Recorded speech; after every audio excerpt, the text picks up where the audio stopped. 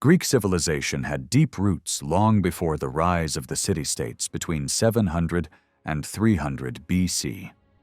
The earlier Mycenaeans, who flourished from 1600 to 1100 BC, spoke a form of Greek closely related to that of their later descendants, and worshipped the same Olympian gods.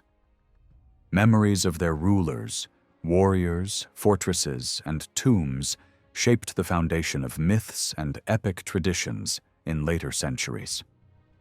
Many of their palace sites were reoccupied during the so-called Dark Ages and the Archaic era, showing an unbroken line of settlement from the second millennium until the Roman conquest. Despite this continuity, the world of the Mycenaeans was very different from that of classical Greece.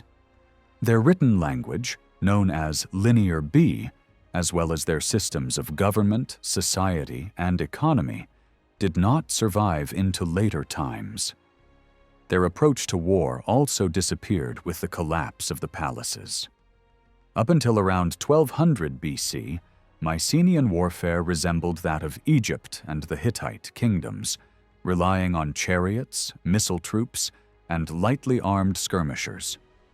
Archaeological remains, inventories recorded on tablets, and traces of armor suggest that their rulers, or wanaks, controlled politics, the economy, and the military from heavily fortified palaces at sites such as Mycenae, Tiryns, Pylos, Thebes, and Athens.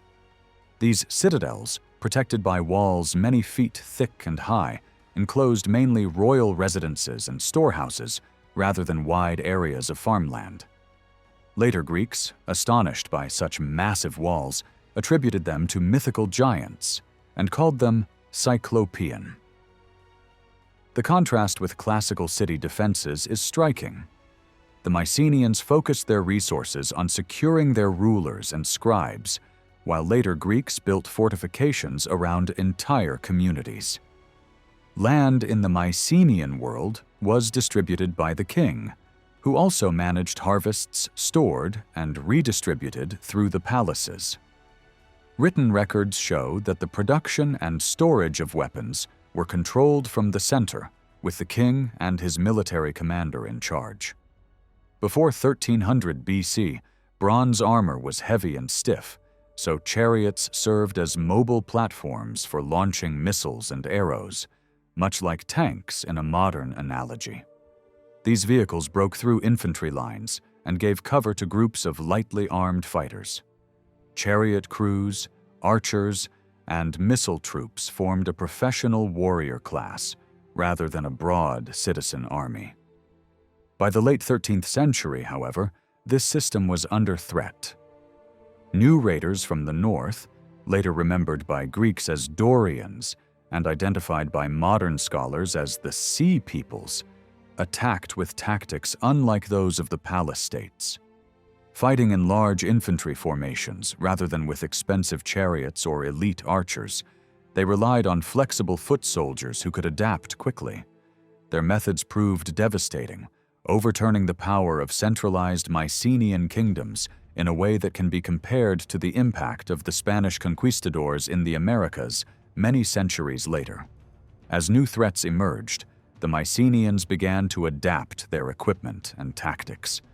By around 1200 BC, armor designed for infantry rather than chariot warfare appeared, along with greaves, helmets, and round shields made from bronze, wood, and leather.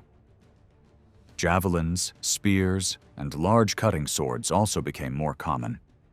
Vase paintings and surviving weapons suggest that the final generations of Mycenaeans attempted to reshape their military system to rely more on infantry, abandoning older methods centered on chariots and skirmishers. Palace leaders, who oversaw the production and storage of weapons, must have realized that their traditional strategies could not withstand large, cohesive groups of foot soldiers. Despite these late changes, by 1100 BC, the fortified citadels of mainland Greece lay in ruins, and Mycenaean civilization collapsed. Scholars have long debated the causes: foreign invasions, civil strife, uprisings, natural disasters, or the breakdown of an overburdened system. Whatever the reasons, texts from the Hittites and reliefs in Egypt speak of northern raiders, later remembered by the Greeks as Dorians, who fought effectively as infantry and toppled palatial kingdoms across the eastern Mediterranean. The heavily centralized and rigid Mycenaean states could not adapt quickly enough, and their once impressive fortresses offered little protection against the new style of warfare. The lesson was clear. Massed infantry with heavy armor could defeat chariot warfare and palace bureaucracy. The Mycenaeans' last attempt to shift toward spear-wielding foot soldiers came too late, and their society vanished, joining other centralized cultures of the region that were swept away by flexible, barbarian fighters. What some describe as catastrophe can also be seen as a turning point. With the destruction of palace society, military power began to pass from rulers in citadels to individuals, laying the foundation for a new approach to warfare that would later shape Greek history. From this moment on, Greek armies would never again be raised by a single autocratic system. Instead, the path opened toward a citizen-based model of fighting. After the fall, Greece entered a dark age lasting 4 centuries, from 1200 to 800 BC. Writing disappeared, monumental architecture ceased, populations declined sharply, and central authority vanished. Long-distance trade and organized farming systems collapsed. Artistic traditions faded, leaving pottery with almost no decoration. Small fortified hamlets led by local barons replaced the palatial centers, and communities often moved when threatened. The decline was so severe that its impact has been compared to, and in some ways considered worse than, the fall of Rome many centuries later. Archaeological evidence from this period is scarce, but burials at Lefkandi in Euboea and at Salamis in Cyprus reveal aristocratic warriors buried with iron weapons and horses. Warfare in this era, as later thinkers like Aristotle suggested, was based on strong men who led small groups of loosely organized infantry. These fighters used leather or wicker shields, spears, javelins, and arrows. Bronze armor largely disappeared, but ironworking advanced, providing new effectiveness to swords and spears. Ancient historians, such as Thucydides, described the period as one of local raids and small disputes, without large wars, alliances, or organized campaigns. Conflict often took the form of revenge attacks, cattle raids, or struggles over women, rather than attempts at conquest. Although this was a time of loss, it also allowed a form of freedom. The destruction of the palace system ended the rigid control of centralized authority. With it came the disappearance of costly chariotry and bureaucratic armies, replaced by the growing importance of foot soldiers and iron weapons. These developments set the stage for the eventual rise of superior infantry and, in time, the city-state. The break with older traditions marked a turning point, separating Greek warfare from the centralized battle systems that continued elsewhere in the Mediterranean, and beginning a path that would shape the future of Western military practice. The decline of the Mycenaean world and the centuries that followed gradually prepared the ground for the rise of the polis. The loosely organized followers of mounted lords in the Dark Ages slowly transformed into militias, made up of small farmers who fought to defend their own land. Personal disputes over grazing rights or stolen livestock began to give way to collective military action whenever foreign intrusion threatened property. The only recorded battle of the Dark Ages took place on the island of Euboea before 700 BC, when the rival cities of Chalkis and Eretria clashed over the fertile Lelantine plain. The outcome remains uncertain, but later poets and historians viewed it as the first true war in Greek history. It marked the shift from aristocratic horse-centered fighting to infantry combat. While tradition remembered the struggle as a conflict between noble cavalrymen, contemporary evidence points to the rise of heavily armed infantry. Pottery of the time shows warriors equipped with helmets, round shields, and spears, while poets praised swordsmanship rather than cavalry charges. Some accounts even mention an agreement that banned long-range weapons, suggesting a focus on close combat with spear and sword. The Leonidas War also revealed a new and dangerous precedent. Outside city-states, such as Miletus and Samos, joined the conflict, proving that a local quarrel could escalate into a larger regional struggle. Around the same time, Homer's Iliad, composed orally in the late 8th century, became the first great work of Western literature. With nearly one-third of its lines devoted to scenes of battle, it has long fascinated historians. Yet its depiction of warfare is confusing, combining practices from different centuries of tradition. Heroes such as Hector or Diomedes arrive in chariots but dismount to fight on foot. They seek out opponents of equal rank, exchange insults, and then fight with spears or swords. The combat is brutal, with vivid descriptions of severed heads and shattered bodies, but most duels are brief. Archers appear as both dangerous and despised, reflecting a cultural tension that would echo through later Greek history. Large-scale tactics such as cavalry charges or sieges are mentioned but not emphasized. Instead, the poet highlights the single combat of elite warriors, while common fighters remain in the background. The Iliad and its companion poem, the Odyssey, were shaped by centuries of oral tradition, drawing material from both the Mycenaean world and the later Dark Ages. Their blend of myth, memory, and invention leaves open many questions. Were they inspired by an actual expedition of Mycenaean kings against Troy, or do they reflect a Dark Age raiding venture magnified by poetic imagination? Perhaps Homer, living in the 8th century, used fragments of earlier traditions and wove them into a story enriched by the culture of his own time.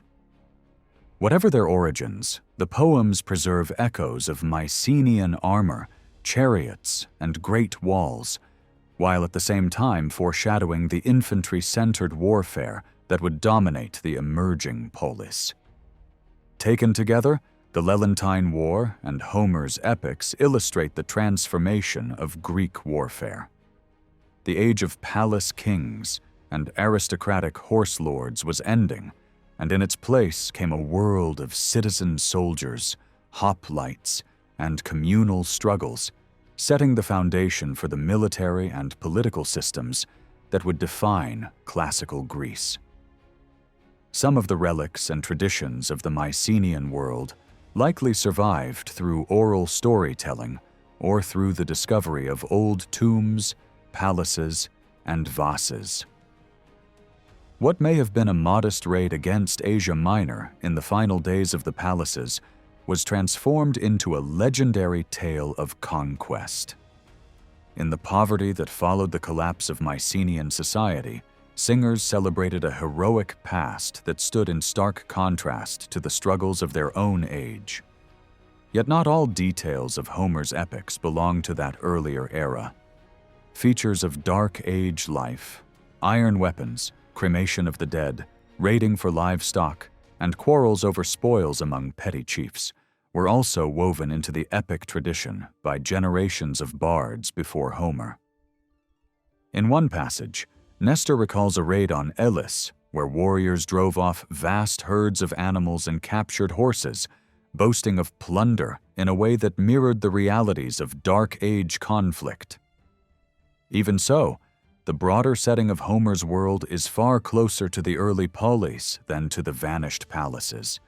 Assemblies, councils, massed fighting, and the defense of one's homeland are constant themes, showing a society already on the path toward city-state organization.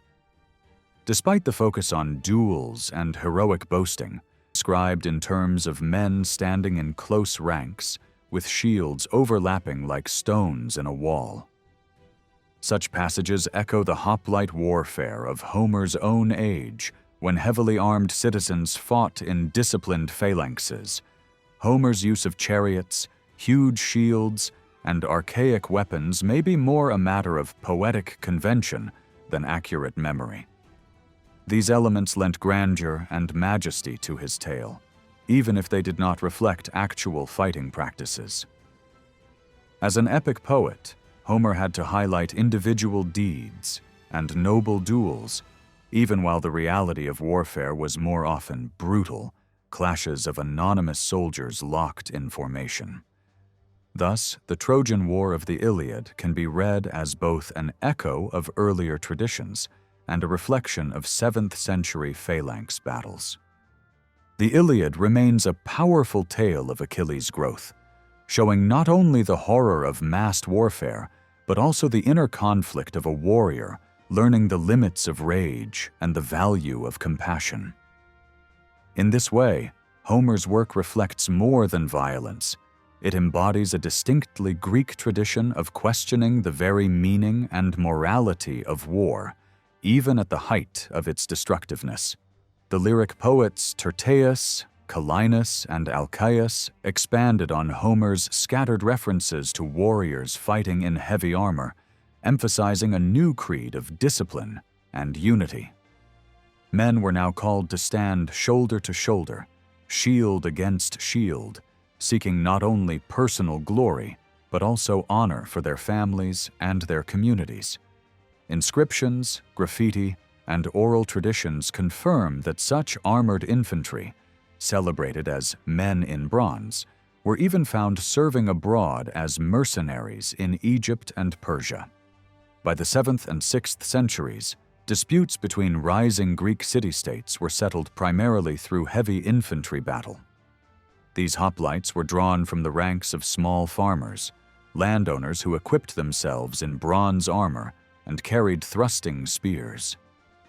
As land became increasingly valuable and private plots supported growing populations, it made practical sense for citizens themselves to defend their territory. Mustering the farming population to fight directly on their fields was more efficient and decisive than maintaining permanent garrisons in mountain passes. Warfare became a civic responsibility, voted on, and carried out by free landowners whose survival and prosperity depended on their land. This new form of combat, hoplite warfare, marked the beginning of Western military practice. Battles were typically short, formal encounters between citizen militias of rival states, often fought over disputed borderlands. The armies of cities like Argos, Thebes, or Sparta assembled in the open, drawn up in the phalanx formation, a tightly packed column of armored men. After sacrifices and brief exhortations, the formations advanced, sometimes running the last stretch before colliding with the enemy. For defenders, the clash often occurred on familiar soil they had plowed or harvested days earlier. For attackers, the terrain was little different from their own. Once both sides possessed the means to field such forces, open battle became inevitable. When the phalanxes collided, the fighting was brutal and chaotic. Blinded by dust and constrained by heavy helmets, men thrust with their spears, shouted war cries, and pushed forward with their shields. If the initial spear assault failed, they drew swords or used the bronze spikes at the butt of their spears. Only the front ranks could strike effectively, so their courage and determination often decided the outcome. Once a break appeared in the enemy line, panic spread quickly, and battle ended within a short time, often less than an hour. Conditions within the phalanx were terrifying. Warriors carried shields weighing nearly 20 pounds, holding them high to protect themselves and the man on their left. Each fighter had to balance between thrusting forward, shielding his flank, and avoiding stumbling over fallen comrades or discarded equipment. The press of men from behind and the jostling of spear shafts from all sides made fighting exhausting and disorienting. Victory came not from individual feats, but from the collective push of disciplined ranks. When the line of one side collapsed, the defeated fled, usually discarding their armor to escape more quickly. Pursuit rarely went far. Hoplites were too heavily burdened to chase effectively, and there was little appetite for slaughtering fellow Greeks who shared the same gods, festivals, and language. The aim of such wars was not extermination, but the recovery or acquisition of farmland and the prestige that came with it. In this way, hoplite warfare expressed the values of the early polis: collective defense, limited objectives, and the primacy of the citizen farmer in both politics and war. After a hoplite clash, the fallen were not desecrated, but returned to their communities, often honored in public burials. In the early centuries of such warfare, when Greeks fought Greeks, it was unusual for the defeated to be enslaved. This stood in sharp contrast to later wars and sieges against non-Greek peoples, where mass enslavement and destruction were common. Yet the battlefield remained a place of horror. Xenophon, describing the aftermath of Chaeronea in 394 BC, wrote of blood-soaked earth, corpses intertwined, shattered shields, broken spears, and swords still gripped in lifeless hands. The Spartans, aware of the brutality of these encounters, even wore small wooden tags for identification after death. Drinking wine before battle, a custom stretching back to Homer, may have helped steel nerves before such carnage. Despite the frequency of these engagements, hoplite warfare was not always catastrophic. Once cavalry and missile troops were removed from a decisive role and the fighting was carried out between equally armored infantry, casualties were limited. Plato and others described war as a natural state in Greece, but their concept of conflict differed from the modern idea of total destruction.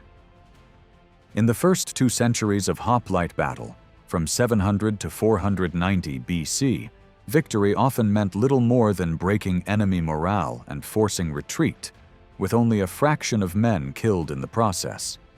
This ritualized style of fighting allowed city-states to continue flourishing culturally and politically, even as wars recurred. The terror of these close encounters reinforced ideas of solidarity and civic duty. To stand shield to shield in the phalanx required trust and discipline, values that became central to Greek political and artistic life. Many of Greece's greatest poets, philosophers, and statesmen, Aeschylus, Sophocles, Pericles, Socrates, and others, fought as hoplites, their first-hand experience shaping their outlook and works. But while overall casualties in a battle were often limited, the losses of particular units could be devastating. Families and entire communities might be permanently altered when specific tribes or towns bore the brunt of an enemy assault, as at Marathon, Plataea, Thermopylae, or Leuctra. A single day's fighting could shift the political balance of a city or region for decades.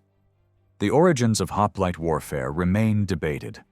Some believe the equipment, shield, spear, and bronze armor, emerged piecemeal before the formal tactics of the phalanx developed. Others argue that mass fighting already existed and that new weapons refined it. What is clear is that the rise of the hoplite coincided with the spread of private landholding. As agriculture expanded and farmers gained wealth, they could afford arms and armor, and with that came a demand for political recognition. The collective power of citizens in formation began to erode the dominance of aristocratic cavalry. Aristotle observed that government once lay with mounted elites, but as heavily armed infantry grew stronger, political power widened to include more landowners. technological innovation complemented these social shifts. Round oak shields with double grips replaced older hide shields, making them more effective in the press of battle. Bronze armor replaced leather or linen, while the heavy cornelwood spear with an iron point became the primary weapon. The design of the concave shield, the bronze backplate, and the butt spike on the spear all reflected the realities of fighting in close combat formation. Soldiers in the rear ranks pushing forward, bracing themselves against comrades, and using spear ends to finish fallen foes. Together, these changes transformed Greek warfare into a system that was at once brutal, disciplined, and profoundly tied to the life of the polis. Hoplite arms and armor did not represent a sudden military revolution that single-handedly created the city-state. Instead, they reflected the social reality that independent farmers were already established as the backbone of Greek communities, shaping both the customs and the rituals of warfare. The new equipment and methods they developed ensured that heavy infantry, composed of landowning citizens, would dominate the battlefield. Nothing in the wider Mediterranean resembled the hoplite panoply. Only a free citizen body could have created, worn, and maintained such equipment, which often weighed nearly half a man's body weight. Greek literature, from Homer and the lyric poets to Herodotus and Aeschylus, praised the imposing image of bronze armor, crested helmets, and iron-tipped spears. Yet the burden was as great as the protection. It was hot, heavy, and awkward, often cutting off vision and hearing. The famous Corinthian helmet, for example, had no ear holes, little interior padding, and only narrow eye slits. Its tall horsehair crest added intimidation, but also imbalance. By the late 5th century, lighter, open-faced helmets became more common. The bronze breastplate of early hoplites offered formidable defense against arrows, spears, and swords, but it weighed over 25 pounds and trapped heat under the sun. Scenes on pottery and sculpture often show warriors stumbling or pinned down by the sheer weight of their gear. Many poorer men likely chose leather or composite protection, which became more widespread by the 5th century as armies grew. The flute players depicted on early vases may have helped heavily armored men keep their step in formation.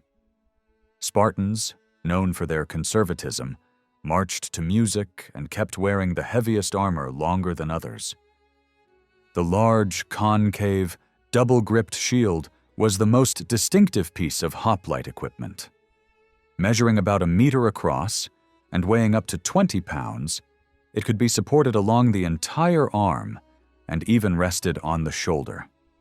This design made it possible for men in the middle and rear ranks to bear the shield's weight.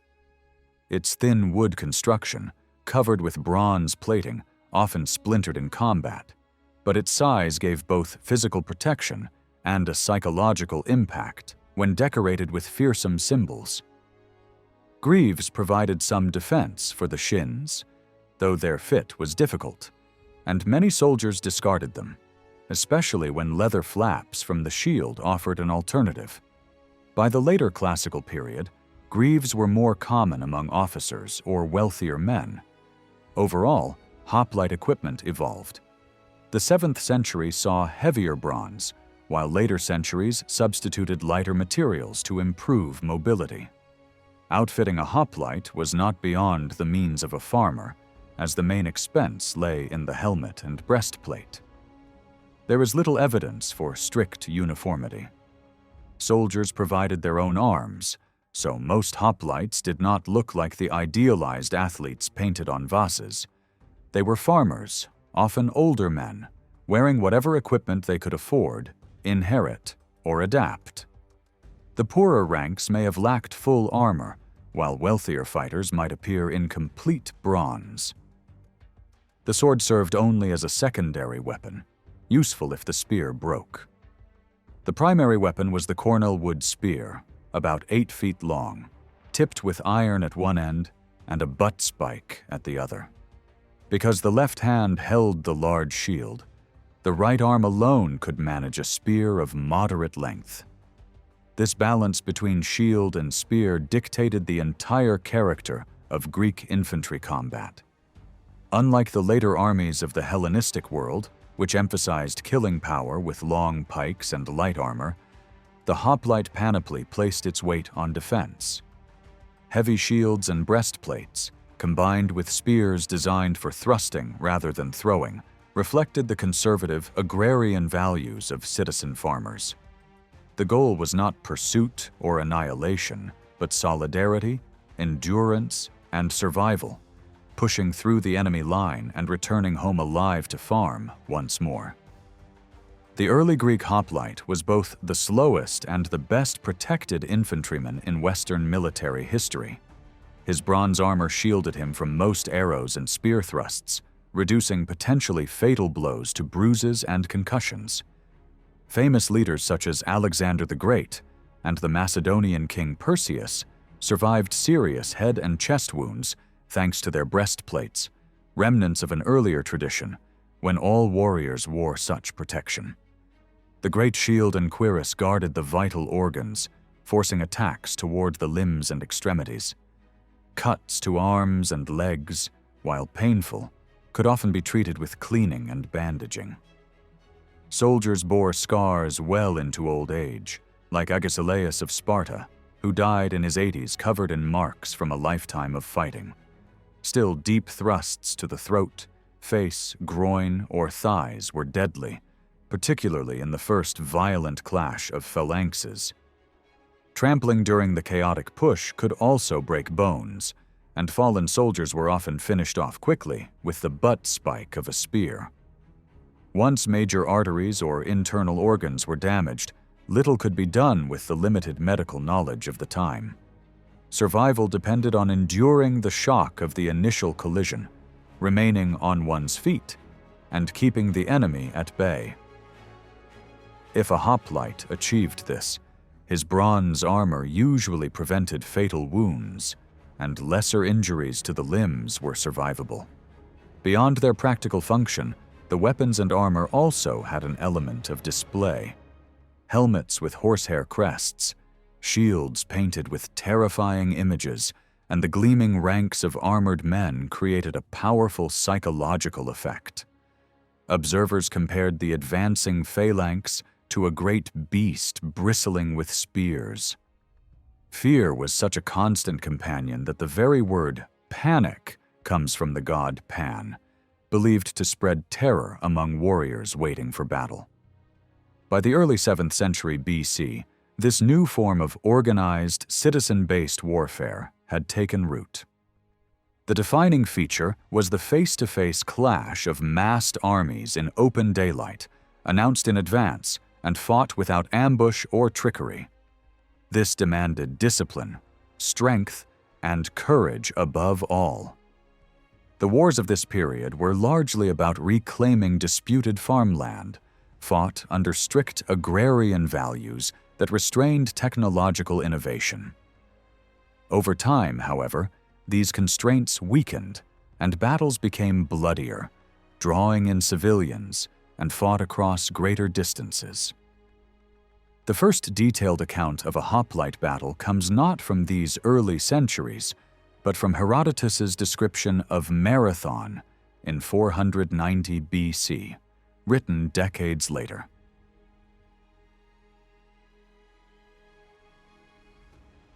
For the earlier period, knowledge must be pieced together from fragments, pottery scenes, passing lines in poetry, and the scattered testimonies of later historians. The Leontine War, around 700 BC, fought between the Euboean cities of Chalcis and Eretria, signaled the end of the Dark Ages and ushered in a new era of organized infantry combat. This conflict over farmland drew in allies from across the Greek world and revealed that hoplite warfare had become the dominant method of fighting.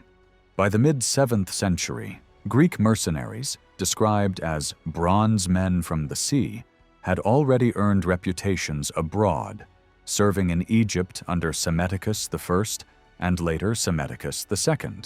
Graffiti carved on the statue of Ramesses II at Abu Simbel still record the names of these Greek soldiers. Poets like Archilochus, who himself fought as a mercenary, even joked about abandoning his shield in battle. By this time, phalanx warfare had spread widely, making Greek heavy infantry feared and sought after throughout the Mediterranean. Within Greece, the earliest known hoplite encounters also centered on land disputes. At Hytiae in 669 BC, Argos defeated Sparta in what may have been one of the first large-scale hoplite battles on the mainland. The round concave shield was still called Argive, and the helmet Corinthian, underscoring their Peloponnesian origins. Sparta's wars with Messenia during the 8th and 7th centuries were also fought by infantry seeking to annex farmland. Such conflicts tied military practice directly to agriculture. Hoplites fought in defense of, or to seize, fields and vineyards, and their rise coincided with the emergence of governments built on landowning farmers. Many early battles carried the air of ritual duels. Herodotus records that the Persian general Mardonius mocked the Greek custom of meeting on level ground for set-piece collisions, an idea that later inspired his offer to settle the Persian Wars with a single duel. Earlier traditions included the Battle of Champions, where 300 Spartans and 300 Argives fought to decide ownership of disputed territory, and the Battle of the Fetters, when Spartans carried chains to bind their foes, but were themselves defeated and captured. Even as late as 420 BC, Argos proposed that a border dispute be settled by a formal battle in which pursuit of the defeated was forbidden. Yet ritual could easily give way to brutality. At Plataea, in 494 BC, the Spartan king Cleomenes ordered Argive survivors who had taken refuge in a sacred grove to be burned alive by helot attendants. This era of warfare coincided with the political transformation of Greek society. Communities shifted from aristocratic rule toward broader oligarchies of landowners. Hoplite warfare mirrored this egalitarian tendency. In the assembly, each man had an equal voice. On the land, each owned a comparable farm, and in the phalanx, each stood in a uniform rank. This balance helped stabilize government and reinforced the authority of the agrarian middle class. Battles were staged affairs with set rules, designed to limit destruction while still preserving the military role of citizens. By keeping wars brief and local, city-states avoided the crippling expenses of prolonged campaigns and maintained religion, politics, and warfare as distinct spheres. The close connection between agriculture and warfare was deeply ingrained in Greek culture. Young Athenians sworn into service still pledged centuries later to defend the wheat, barley, vines, olives, and figs of their land. Writers like Xenophon emphasized that farming taught cooperation, the same quality necessary for standing firm in a phalanx. Military terminology itself was full of agricultural metaphors. Hoplites spoke of yokes, threshing, and horns of battle lines. The very word phalanx came from a term meaning log or beam, reflecting the rural roots of its fighters. Battlefields were usually open plains of farmland, often located on borders or invasion routes. Because phalanxes rarely stretched more than a mile or two, even small plains could host major encounters. As a result, the same hotspots saw repeated fighting over generations. The Thriatis Plateau between Argos and Sparta, the Megarian and Corinthian frontiers, the Mantinean Plain, and contested valleys like the Alpheus near Olympia or Mount Parnassus between Phocis and Locris. These lands were not always fertile, but their symbolic value was immense. To allow encroachment was to surrender civic pride and to risk further losses of territory. Thus, hoplite warfare was inseparable from the agrarian mindset, where the land itself defined both citizenship and the duty to fight. The wide plain of Boeotia, with its narrow approaches, became the natural meeting ground for hoplite armies moving south from northern Greece or north from Attica and the Peloponnese. Epaminondas of Thebes called it the dancing floor of war, and rightly so. Within a span of 2 centuries, at least 10 major battles took place there, all within a short distance of Thebes. Among them were Plataea, Tanagra, Oenophita, Delium, Haliartus, Coronea, Tegera, Leuctra, and Chaeronea. In coalition armies of the classical period, the place of honor on the right flank was traditionally reserved for local men defending their own farmland, regardless of the reputation of allied contingents. Writers like Demosthenes later looked back with longing on this earlier age of summer campaigns fought by citizen militias, while Plato even argued that Greek warfare should be further softened to reduce bloodshed among fellow Greeks. In fact, treaties sometimes banned missile weapons and limited pursuit after the battle itself. This ritualized style of fighting, deeply rooted in agricultural life, was generally applied only to wars between Greek city-states. Still, for much of the 7th and 6th centuries, there were shared rules, the nomema of Greek warfare. Battles were usually declared in advance, sacrifices were offered before the charge, and commanders addressed their men in brief exhortations. Fighting took place on open ground, not in mountains or at night. Campaigns were seasonal rather than continuous. Pursuit of the defeated was limited, and the wounded were not deliberately killed. Prisoners could be ransomed, and the dead were returned under truce, while the victors set up a battlefield trophy. Sanctuaries, temples, and pan-Hellenic religious sites were supposed to remain untouched. Weapons of war were simple: spears, shields, and muscle power, with auxiliary cavalry and light troops playing only minor roles. Siege engines and advanced artillery came much later. This structured approach extended to the commemoration of the fallen. Funeral orations were civic ceremonies, casualty lists were erected for public display, and grave steles often showed the deceased in heroic moments. Even small towns like Thespiae produced striking memorials for their hoplite dead. Literature, sculpture, and painting echoed the same themes. The highest honor was to die in the phalanx, ensuring everlasting fame. Pericles himself declared that such a death erased all prior faults in a man's life. Many of the most prominent figures of Greek history, kings, generals, poets, and philosophers, fought and sometimes died in the phalanx, from Leonidas at Thermopylae to Archilochus, Aeschylus's brother, Brasidas, Lysander, Epaminondas, and Pelopidas. Others, like Socrates and Demosthenes, came close to death but survived. Yet the hoplite system contained contradictions that in time eroded its dominance.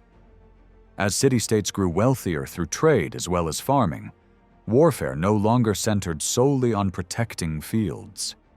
The economic and political clout of small farmers weakened, and hoplite battle became only one option among many. Once non-landowners, resident foreigners, and even the unfree were drawn into wider military roles, the old connection between farming, citizenship, and exclusive hoplite service no longer held. Expansion overseas and the rise of naval power made horsemen, archers, and sailors essential.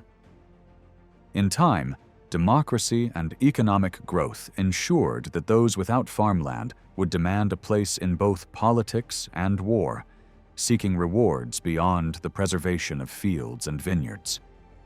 Thus, the carefully structured agrarian-based hoplite system gave way to more complex and ruthless forms of warfare in the Greek world. One of the striking contradictions of agrarian warfare was that its carefully regulated rules, which restrained the violent potential of Greek arms, were built on the exclusion of a large portion of the adult population of the city-state. When certain communities broke this bond between landholding and military service, political and military opportunities opened up for groups previously denied a role in battle. The result was both broader participation and far greater bloodshed, especially as states became more democratic. Nowhere was this clearer than in Athens, where the collective voice of citizens in the assembly could decide on war at a moment's notice, often with devastating consequences for the rest of Greece. By the end of the 6th century, Athens and Sparta had risen as the dominant city-states. Both possessed extensive territories, Laconia with over 2,000 square miles and Attica with nearly 1,000, making them unusually large by Greek standards. Each stood at the cultural and political center of its wider world. Sparta led the Dorian states of the Peloponnese, while Athens stood as a beacon for the Ionian settlements of the Aegean and Asia Minor. Both enjoyed political stability in the 7th and 6th centuries, allowing for population growth and economic strength. Sparta's great Rhetra of Lycurgus provided a balance of power between kings, elders, and overseers, fostering the prized concept of eunomia, or good order. Collective meals, age-based regimentation, and the life of the barracks instilled a sense of equality among the warrior elite, the homoioi, or similars. Though small in number compared to the vast Helot population they dominated, this cohesion gave Sparta internal stability, even if it meant long-term problems of manpower for the phalanx. In Athens, the reforms of Solon around 600 BC enshrined the political role of the yeoman farmer, giving him representation without the interference of aristocrats and ensuring that the landless poor remained excluded.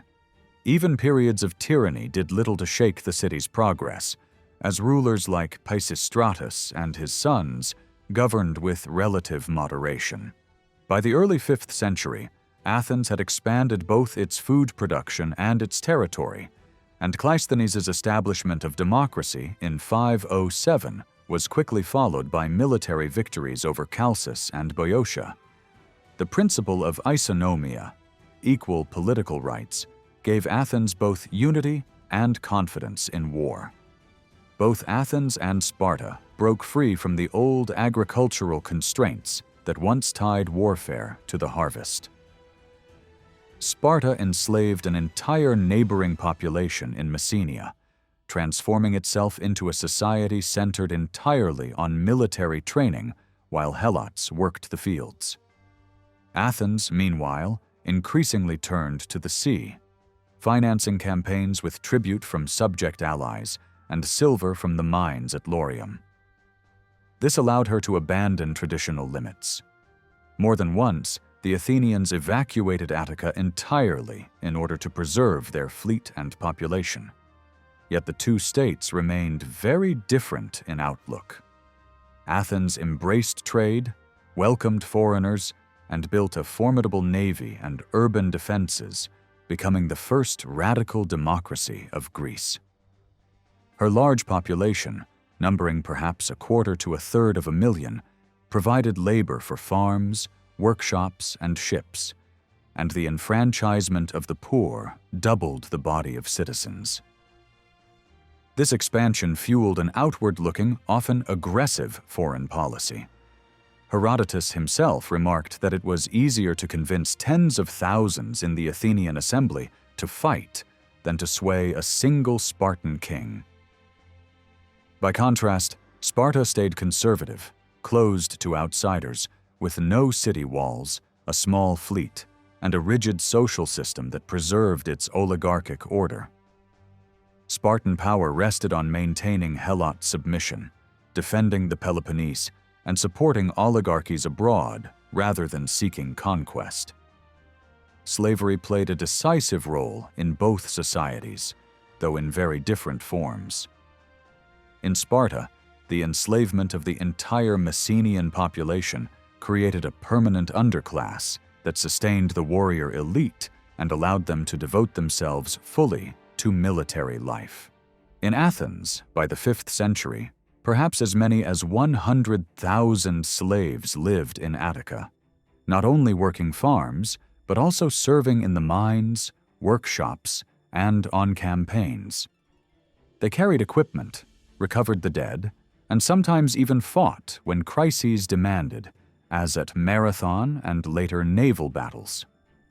Though diverse in origin and tied to individual households, mass desertions during disasters such as the Sicilian expedition in 413 or the Spartan occupation at Plataea revealed just how vital their labor was to Athenian military power. The reality is clear. Greek warfare, whether Spartan or Athenian, would have been impossible without the presence of slaves. Their role in sustaining agriculture, carrying the burdens of hoplite armies, and at times fighting alongside them was essential, even if history has left their contributions largely unrecorded. Sparta attempted to resolve the pressures of limited land and a growing population not by relying on servile labor in small-scale farming or crafts, but through conquest. In the 8th and 7th centuries, she subjugated both Laconia and neighboring Messenia, absorbing perhaps 250,000 people in a series of violent wars and uprisings that stretched across 3 centuries. Unlike other Greek states where slaves were bought and sold individually, the conquered peoples were kept on their ancestral plots, working collectively as state-owned serfs. These helots delivered much of their harvest to support the communal messes of the Spartan warriors. Their position was harsher than typical slavery, for entire populations were reduced to servitude, severing any possibility of personal bonds between master and servant. The helots were a constant danger to Spartan stability. Their shared language and culture, combined with their numbers, meant that rebellion was always a looming threat.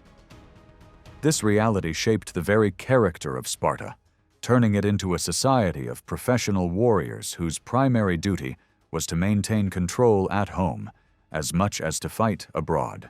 Every year, Spartans formally declared war on their own helots, and the infamous Plataea, a secret police force, ensured constant surveillance and intimidation. Here lay the root of the widening divide between Athens and Sparta. Both had moved away from the older model of local agrarian warfare, but in opposite directions. Athens became a naval power with wealth, manpower, and restless ambition. Sparta became the ultimate hoplite state, built on discipline, fear, and a rigid social order. By the 5th century, the contrast was stark. Pericles himself proclaimed that while Spartans trained from childhood in harsh discipline, Athenians lived freely, yet matched their rivals in courage and spirit. The reputation of Spartan arms was formidable, reinforced by moments such as the stand at Thermopylae in 480 and their decisive role at Plataea in 488-479. Many opponents dreaded facing them. Athenian veterans admitted it was terrifying to fight Spartans. Their carefully cultivated image added to this aura. Red cloaks to hide blood, long hair and polished shields marked with the Lacedaemonian lambda, and their deliberate flute-guided march gave the impression of calm inevitability. Often armies broke before contact with such a phalanx. Yet Spartan might was far from invincible. They were defeated on numerous occasions, at battles ranging from Hysiae in 669 to Leuctra in 371. Outside their homeland, they often showed hesitation, reluctant to risk their tightly controlled system far from Laconia. Religious festivals, omens, or fears of revolt at home were frequent excuses to avoid campaigns. In contrast, Athens, driven by the will of the assembly and fueled by its resources, sent soldiers and ships across the Mediterranean. Athenian hoplites could be fighting in Egypt, Asia Minor, and Greece simultaneously, eager for gain despite heavy losses. The difference was clear. Sparta's conservatism kept her armies cautious, while Athens' democracy pushed her toward daring and experimentation. This recklessness proved both her strength and her undoing, for Athens could win empires and lose them just as quickly. Thucydides later noted that Syracuse, a large democratic city-state much like Athens, became her greatest challenge: democracy meeting democracy in battle. For centuries, Athens and Sparta coexisted, neither consistently hostile nor allied. But the Persian invasions of the early 5th century forced them into uneasy cooperation. Their joint victory over Persia brought newfound confidence, wealth, and prestige, and also revealed the vast potential of Greek arms beyond the limits of the small polis.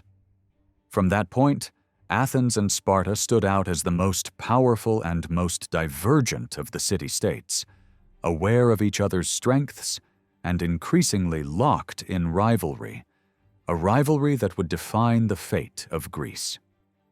At the start of the 5th century, Athens and Eretria, on the island of Euboea, offered support to the Greek communities along the western coast of Asia Minor, who sought to rise against Persian rule. This Ionian revolt, 499 to 494 BC, at first seemed surprisingly successful for peoples with little tradition of large-scale cooperation beyond festivals and games, and almost no experience in transporting armies over great distances. The combined Greek forces managed to march inland and burn Sardis, a key Persian stronghold, in 498. Yet, as so often happened when Greeks ventured far into Asia, reinforcements never came from the mainland. Supply problems emerged, and the momentum collapsed. By 494, Darius I had crushed the revolt, defeating the Greek fleet at Lade and capturing Miletus. With vengeance in mind, he turned his attention westward. Herodotus suggests that the Persians had only limited knowledge of the city-states beyond the Aegean, but it is more likely that they had long viewed Greece as a tempting target. Now the interference of Athens and Eretria gave the king justification for retaliation. By 491, he was assembling a fleet to cross into Europe, demanding submission from the island states and preparing to strike at the two chief instigators of the Ionian uprising. Once these were dealt with, he expected the rest of Greece to submit with little resistance, allowing the land to become the empire's westernmost province.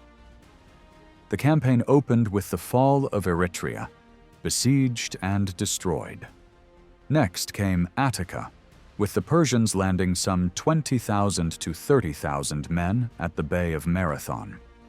The plain was well suited for cavalry and provided easy access to Athens. Yet the Athenians, unlike the Eretrians, did not fold. Under generals Miltiades and Callimachus, nearly 10,000 hoplites marched out, joined by about 1,000 men from Plataea. Days of debate followed over whether to risk attacking such a superior force. But when the Persians made ready for battle, Miltiades convinced his fellow citizens to strike first. The Athenians charged directly into the invaders. Though the center of their line buckled, the flanks broke through, wheeled around, and drove the Persians back toward their ships, cutting down some 6,400 of them while losing only 192 of their own. This astonishing ratio revealed the devastating potential of armored infantry fighting in disciplined formation on open ground. To seal their triumph, the exhausted hoplites then marched back over the mountains to Athens itself, arriving in time to prevent the Persian fleet from attacking the undefended city. Marathon thus entered history as the first great victory of Greek heavy infantry against a foreign army. For 2 centuries afterward, no Persian force would defeat a Greek phalanx in open battle. The clash demonstrated that disciplined citizen militias could not only match, but decisively overcome the armies of empire. The result electrified the Greek world. It was celebrated endlessly in art, literature, and public memory. Aeschylus, whose brother died at the battle, recalled it with pride. Monuments rose over the fallen, and the story of the hoplite charge, the spectral warrior who appeared in the fray, and Phidippides' legendary run to Sparta were told and retold. Aristophanes' comedies still echoed the glories of the Marathon men generations later. Modern memory has also kept the battle alive. The 26-mile race commemorates the Athenians' forced march back to their city, and relics of the day, such as Miltiades' helmet, remain on display. Marathon was never the largest or bloodiest of battles, nor did it destroy a Persian army of occupation, but its symbolic weight was enormous. It stood as proof of the power of free citizens defending their land and became a defining legend of Athens' golden age. For admirers, it marked the heroic moment when farmers turned soldiers repelled imperial might. For critics, it was the last pure war before wealth, empire, and radical democracy transformed Athens forever. For the Greeks, the war against Persia soon came to be seen not just as a military confrontation, but as an ideological struggle. On one side stood the vast Eastern Empire, portrayed as a hubristic power that forced unwilling subjects into its massive armies. On the other stood the free citizen soldiers of Greece, men who could choose to fight for their land and liberty. The Persians relied heavily on archers, skirmishers, and lightly armed infantry, preferring to fight at a distance. The Greeks, by contrast, trusted in their bronze armor, long spears, and discipline in close combat. Whenever the Persians repeated their mistake at Marathon by engaging in narrow plains or coastal spaces where cavalry was useless, the Greek preference for shock battle proved decisive. Darius died in 486, and his son Xerxes inherited both the desire to punish the Greeks and the ambition to achieve what his father had failed to do.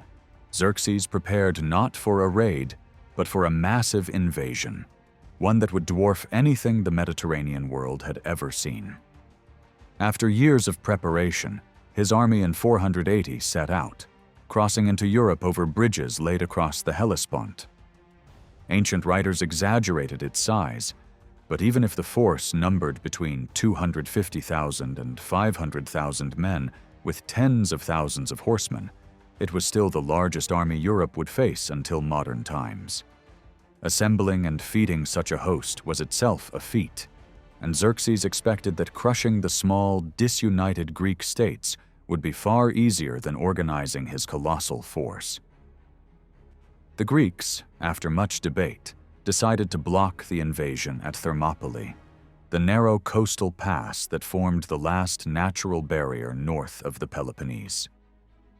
The path there narrowed to less than 50 feet between cliff and sea, offering a rare chance for a small army to resist overwhelming numbers. In August 480, King Leonidas of Sparta marched with fewer than 7,000 hoplites, joined by a fleet under Athenian command positioned offshore at Artemisium. The plan was simple: hold both land and sea long enough for reinforcements to arrive and rally all Greece to the defense. At first, fortune favored the Greeks. Storms destroyed part of the Persian fleet, and Leonidas's men blocked every attempt to force the pass. Even Xerxes' elite immortals failed to break through. Offshore, the Greek fleet inflicted heavy losses on Persian ships and checked their advance. For a moment, it seemed that courage discipline, and favorable terrain might halt the greatest army of the age. But by the third day, disaster struck. A hidden mountain track was revealed to the Persians, allowing them to flank the defenders. Realizing his position was hopeless, Leonidas dismissed most of the army to safety and remained with his 299 Spartans, supported by men from Thebes and a few Thebans. They marched out for a final stand, fighting until their spears shattered, their swords broke, and they were overwhelmed by arrows. Leonidas fell, and his companions were cut down to the last man. Though Thermopylae ended in Persian victory, its legacy was far greater than the loss of a narrow pass. The self-sacrifice of Leonidas and his men, celebrated by Herodotus and immortalized in later memory, became a rallying cry for the Greeks. Their deaths were not in vain.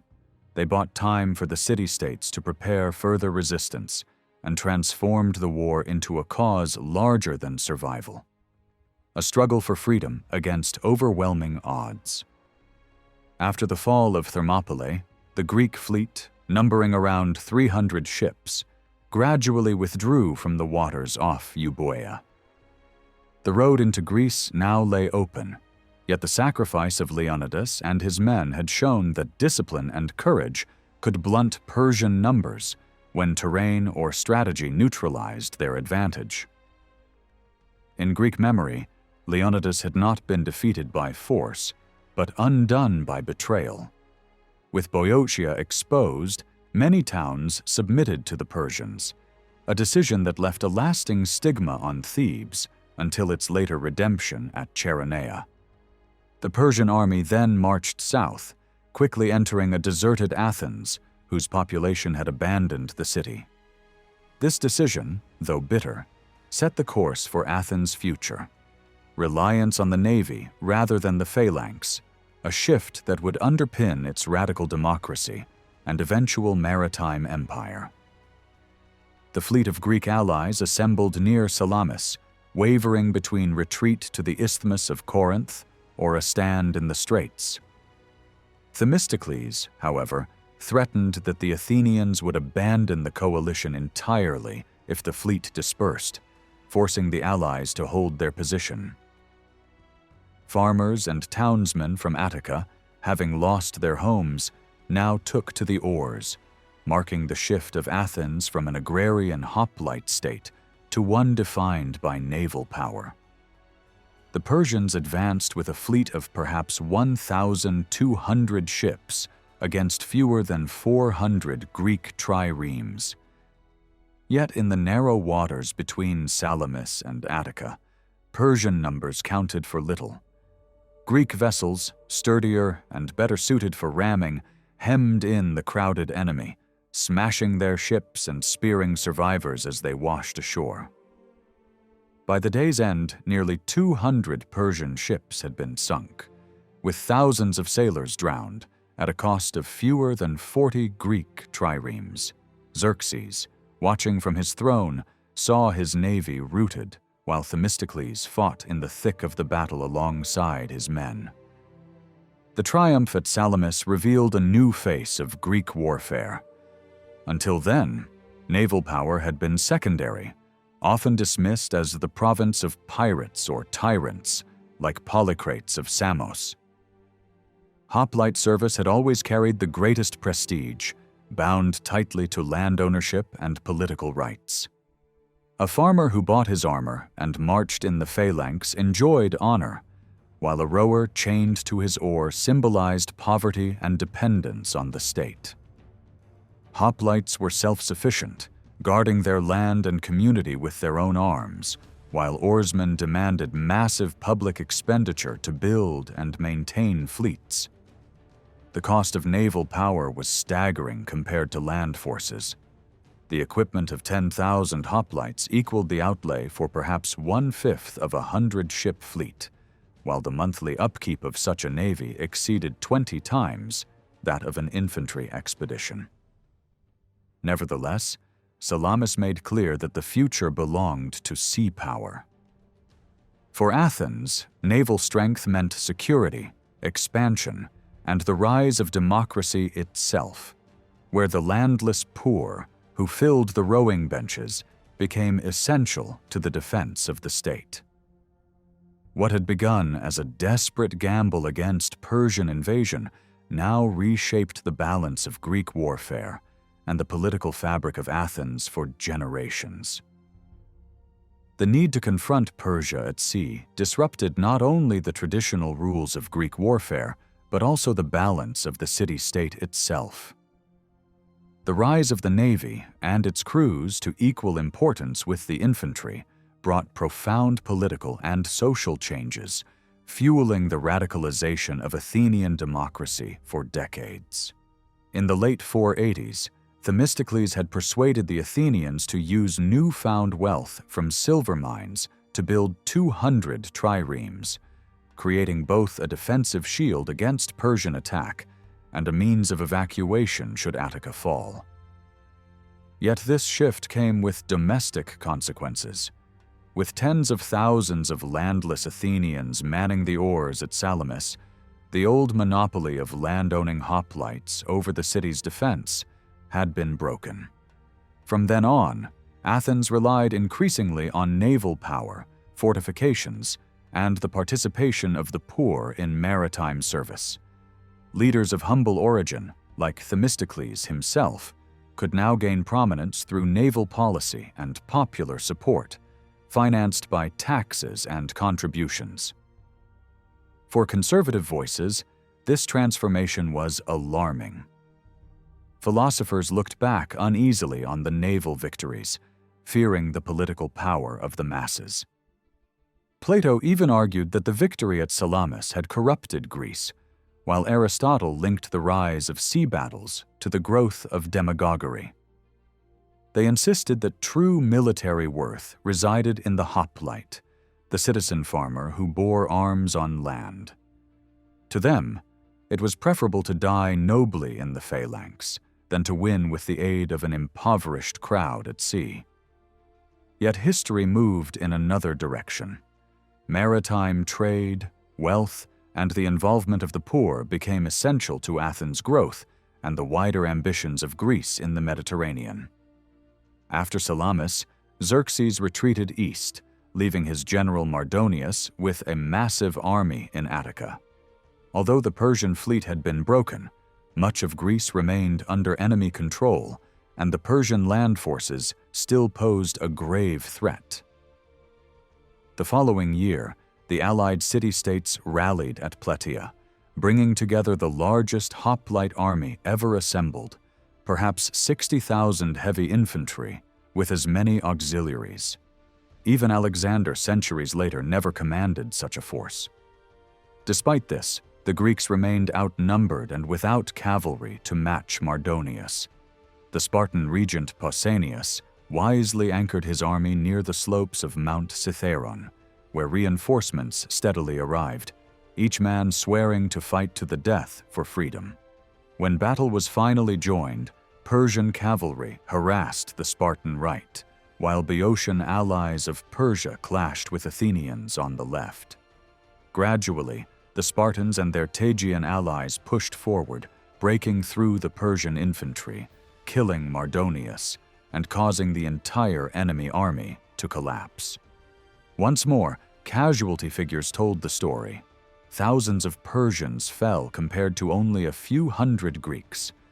Critics later argued that Mardonius had repeated the mistake of Marathon by engaging heavy infantry in open battle rather than exploiting cavalry and mobility. But history has often shown that far-flung invaders cannot avoid decisive confrontation, and when they face the best infantry in the world, defeat is inevitable. The difference in leadership was stark. Persian kings claimed glory through inscriptions and monuments, though they did not fight. Greek generals stood in the phalanx with their men and were often punished if they sought to claim personal credit. The victory at Plataea, followed by the Greek success at Mycenaean in Asia Minor, ended once and for all Persia's ambition to subdue Europe. It became clear that at the heart of their failure lay the hoplite phalanx. No empire, no matter how vast, could overcome the disciplined ranks of Greek heavy infantry. From that point forward, the history of the polis confirmed the lesson. There was no army anywhere in the world equal to the task. After the Persian invasions were finally repelled, Greek warfare briefly returned to its older rhythm. Once again, city-states settled disputes through short hoplite clashes, as seen at Plataea, 471, Tanagra and Oenophita, 457, and Chaeronea, 447. These encounters resembled the traditional one-hour struggles between agrarian militias over borderlands. Yet the Persian Wars had left a deep impression, and two lessons in particular reshaped the Greek approach to war. First, the conflict elevated Athens and Sparta above all other polis, demonstrating that power no longer relied exclusively on the old agrarian model.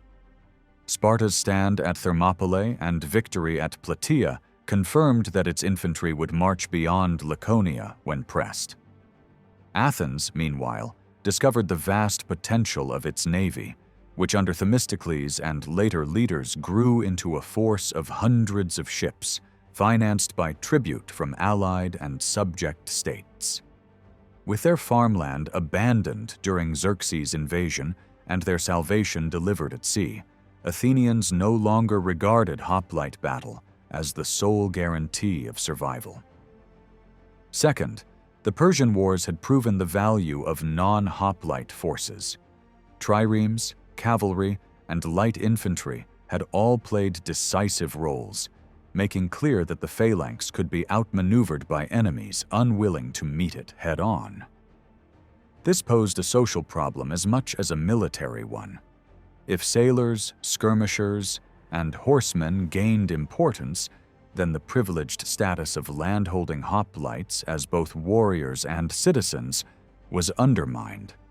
For the polis, this was a profound challenge to its agrarian foundation.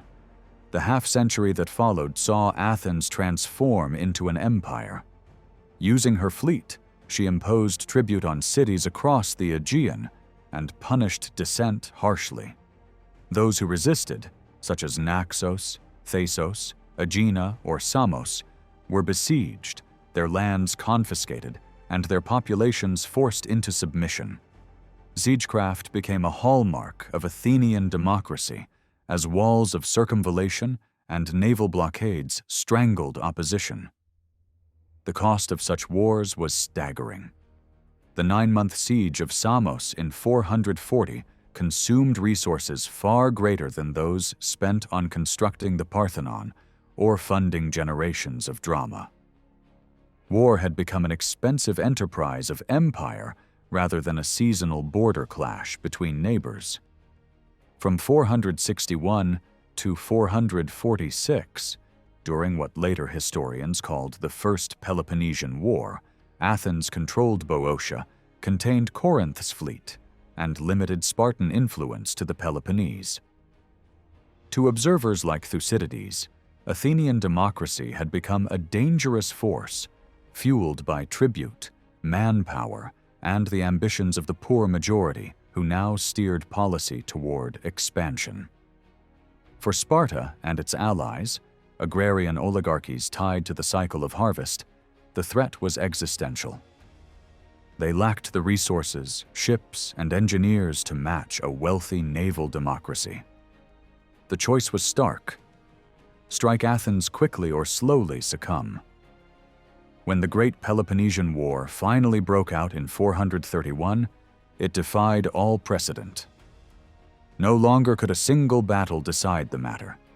Instead, conflict dragged on for nearly 3 decades, fought across seas, plains, and distant colonies.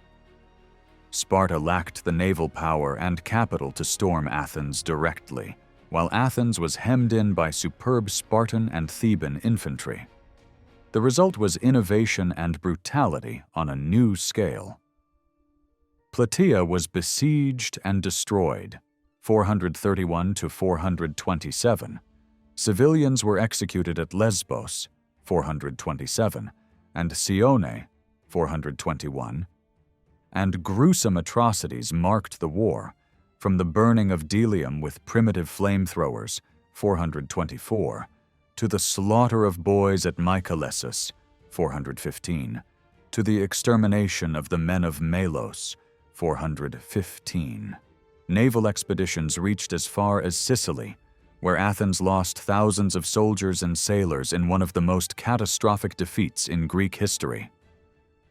This conflict revealed the grim arithmetic of total war. Victory no longer meant simply holding the field. It required exhausting the enemy's resources, starving its civilians, and destroying its economy. What began with the hoplite revolution as a formalized clash between citizen farmers had evolved into something far more destructive, a struggle in which every resource of a free society, economic, political, and technological, was directed toward annihilation. Before the Peloponnesian War, the slaughter of civilians was rare. After it began, such acts became common, and none committed them more freely than imperial democratic Athens. The first stage of the Peloponnesian conflict, later known as the Agrarian War, 431 to 421, unfolded very differently from the traditional single-afternoon clashes of earlier Greek warfare. During this decade, the Peloponnesian alliance invaded Attica on 5 occasions, each time hoping either to lure the Athenians into open hoplite battle or to devastate their farmland, enough to force submission. But Athens, guided by Pericles, avoided direct confrontation. He argued that the same strategy which had once preserved the city against Persia would also blunt Spartan strength. The newly built long walls now connected Athens to its port at Piraeus, making it unnecessary to evacuate the city even when the countryside was overrun. The key challenge in this democratic state was convincing thousands of farmers to endure the destruction of their lands without charging out in anger to meet the invaders. Ironically, the very size of the Spartan-led force, anywhere from 30,000 to 60,000 men, made it unlikely they would ever face Athens' smaller army of under 20,000 hoplites in open battle. Behind their walls, Athenians relied on imported supplies through Piraeus, while their powerful fleet carried the war abroad. From 430 onward, Athenian triremes sailed constantly across the Aegean, into western Greece, up to the Chalcidius, and even along the Peloponnesian coast. They secured allies, raided enemy territory, and prevented Sparta from using its own fleet effectively. This was a war of attrition. Athens did not need to crush Sparta outright, but only to demonstrate that she could strike anywhere quickly, while Spartan armies were slow to mobilize from distant Laconia. Yet the plan had 2 fatal weaknesses. First, the evacuation of Attica created dreadful overcrowding inside the city walls, a situation that led to the devastating plague of 430 to 428, which killed perhaps a quarter of the population, including Pericles himself. Second, once Pericles was gone, his cautious strategy lost its authority, and ambitious demagogues pressed for riskier operations that promised glory rather than patient stalemate. 2 campaigns during this phase dramatically illustrated the changing nature of the war. In 425, the fiery Cleon led an expedition to occupy Pylos and the nearby island of Sphacteria, deep in Messenian territory. The move was a masterstroke.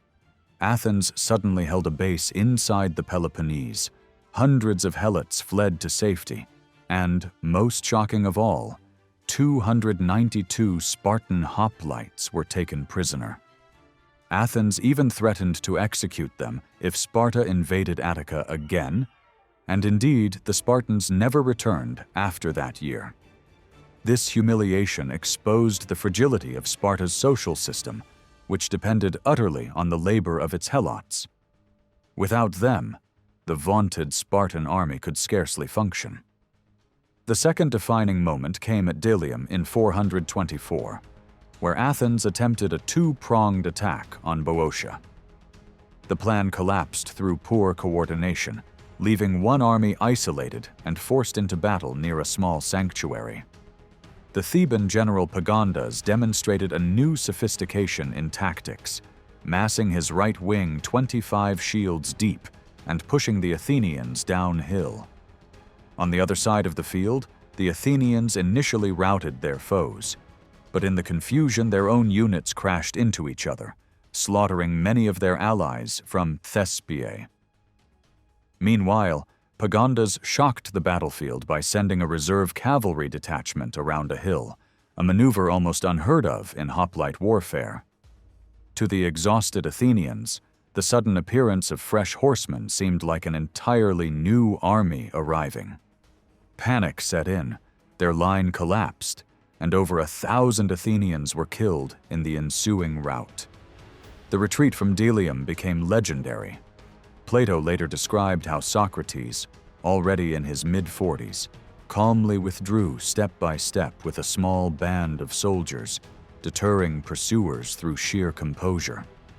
Others noted how the young Alcibiades rode through the chaos to assist stranded hoplites, while Plato's own stepfather was wounded and captured. The disaster at Delium showed that hoplite battles were no longer straightforward collisions of armored farmers. Terrain, tactical innovation, and the growing role of cavalry and skirmishers had transformed the battlefield into something far more complex and unpredictable.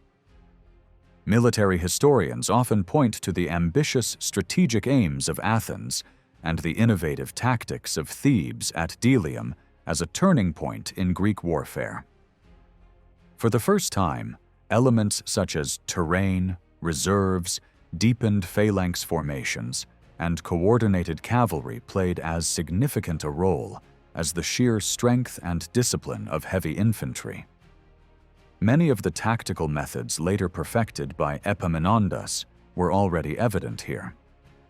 Yet in the collective memory of Athens, Delium was remembered less for tactical novelty and more as a day of calamity, when hundreds of its most prominent citizens perished in a desperate nighttime retreat. The consequences of that battle rippled outward for generations. Alcibiades survived, ensuring his later role in the Sicilian expedition. Socrates escaped, shaping the future of Western philosophy, and Euripides drew inspiration for the suppliants from the disgraceful treatment of Athenian dead by Thebes. Meanwhile, the victors themselves enjoyed an artistic and civic renaissance, financed by the spoils of the field.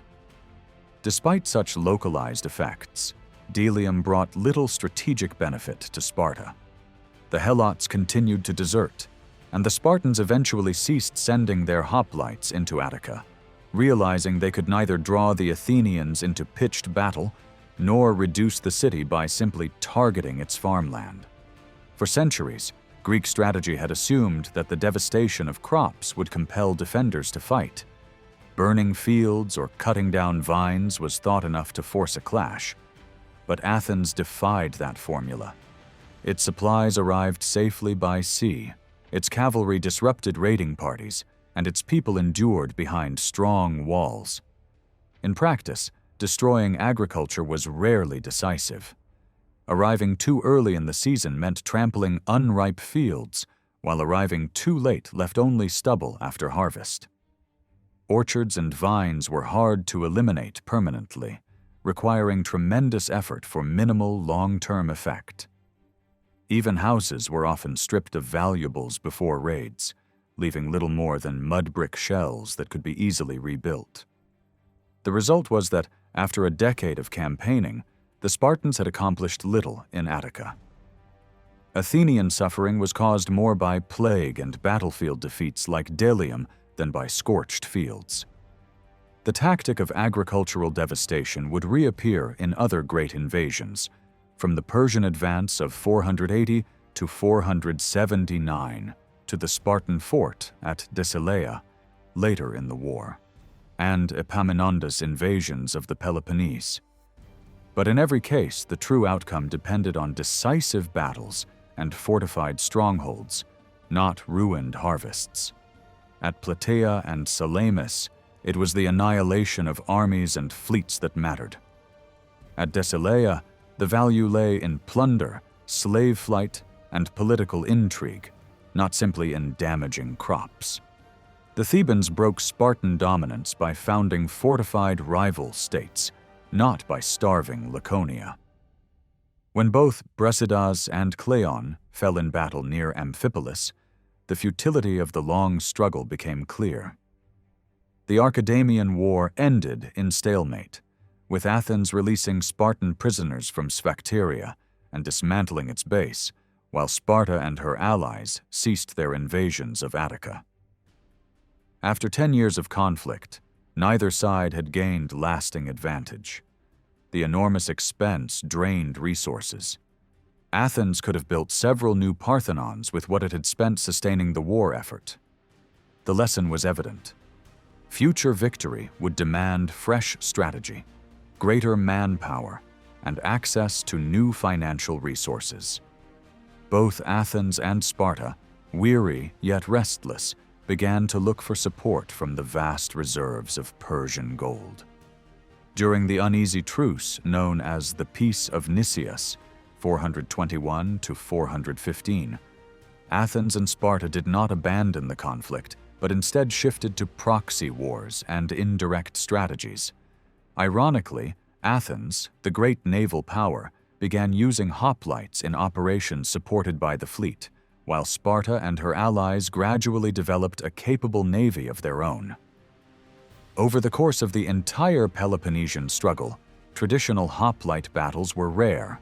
No more than a handful, such as those at Delium, Soligia, Mantinea, and Syracuse, and none proved decisive in ending the war.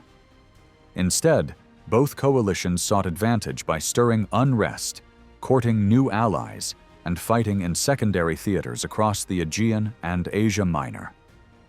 Persia, eager to curb Athenian expansion and reclaim Ionia, subsidized the growth of a Spartan navy, envisioning hundreds of warships to counterbalance Athens' dominance.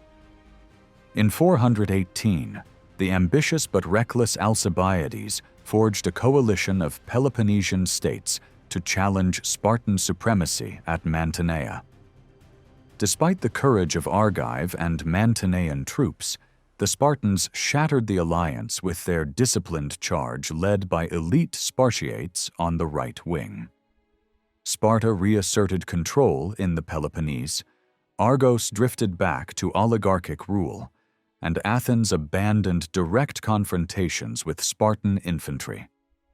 The region would not again see successful resistance to Sparta until Epaminondas' campaigns many decades later. Athens instead looked outward. Sicily became the focus of imperial ambition, as its largest city, Syracuse, possessed a powerful navy, abundant cavalry, and significant wealth. To many in the assembly, conquest promised rich plunder, new tributary revenues, and even the possibility of launching future campaigns against Carthage. Alcibiades, now one of the most influential voices in Athens, pressed for action, dismissing concerns about distance, logistics, or the fact that Sparta and Thebes still threatened Athens closer to home.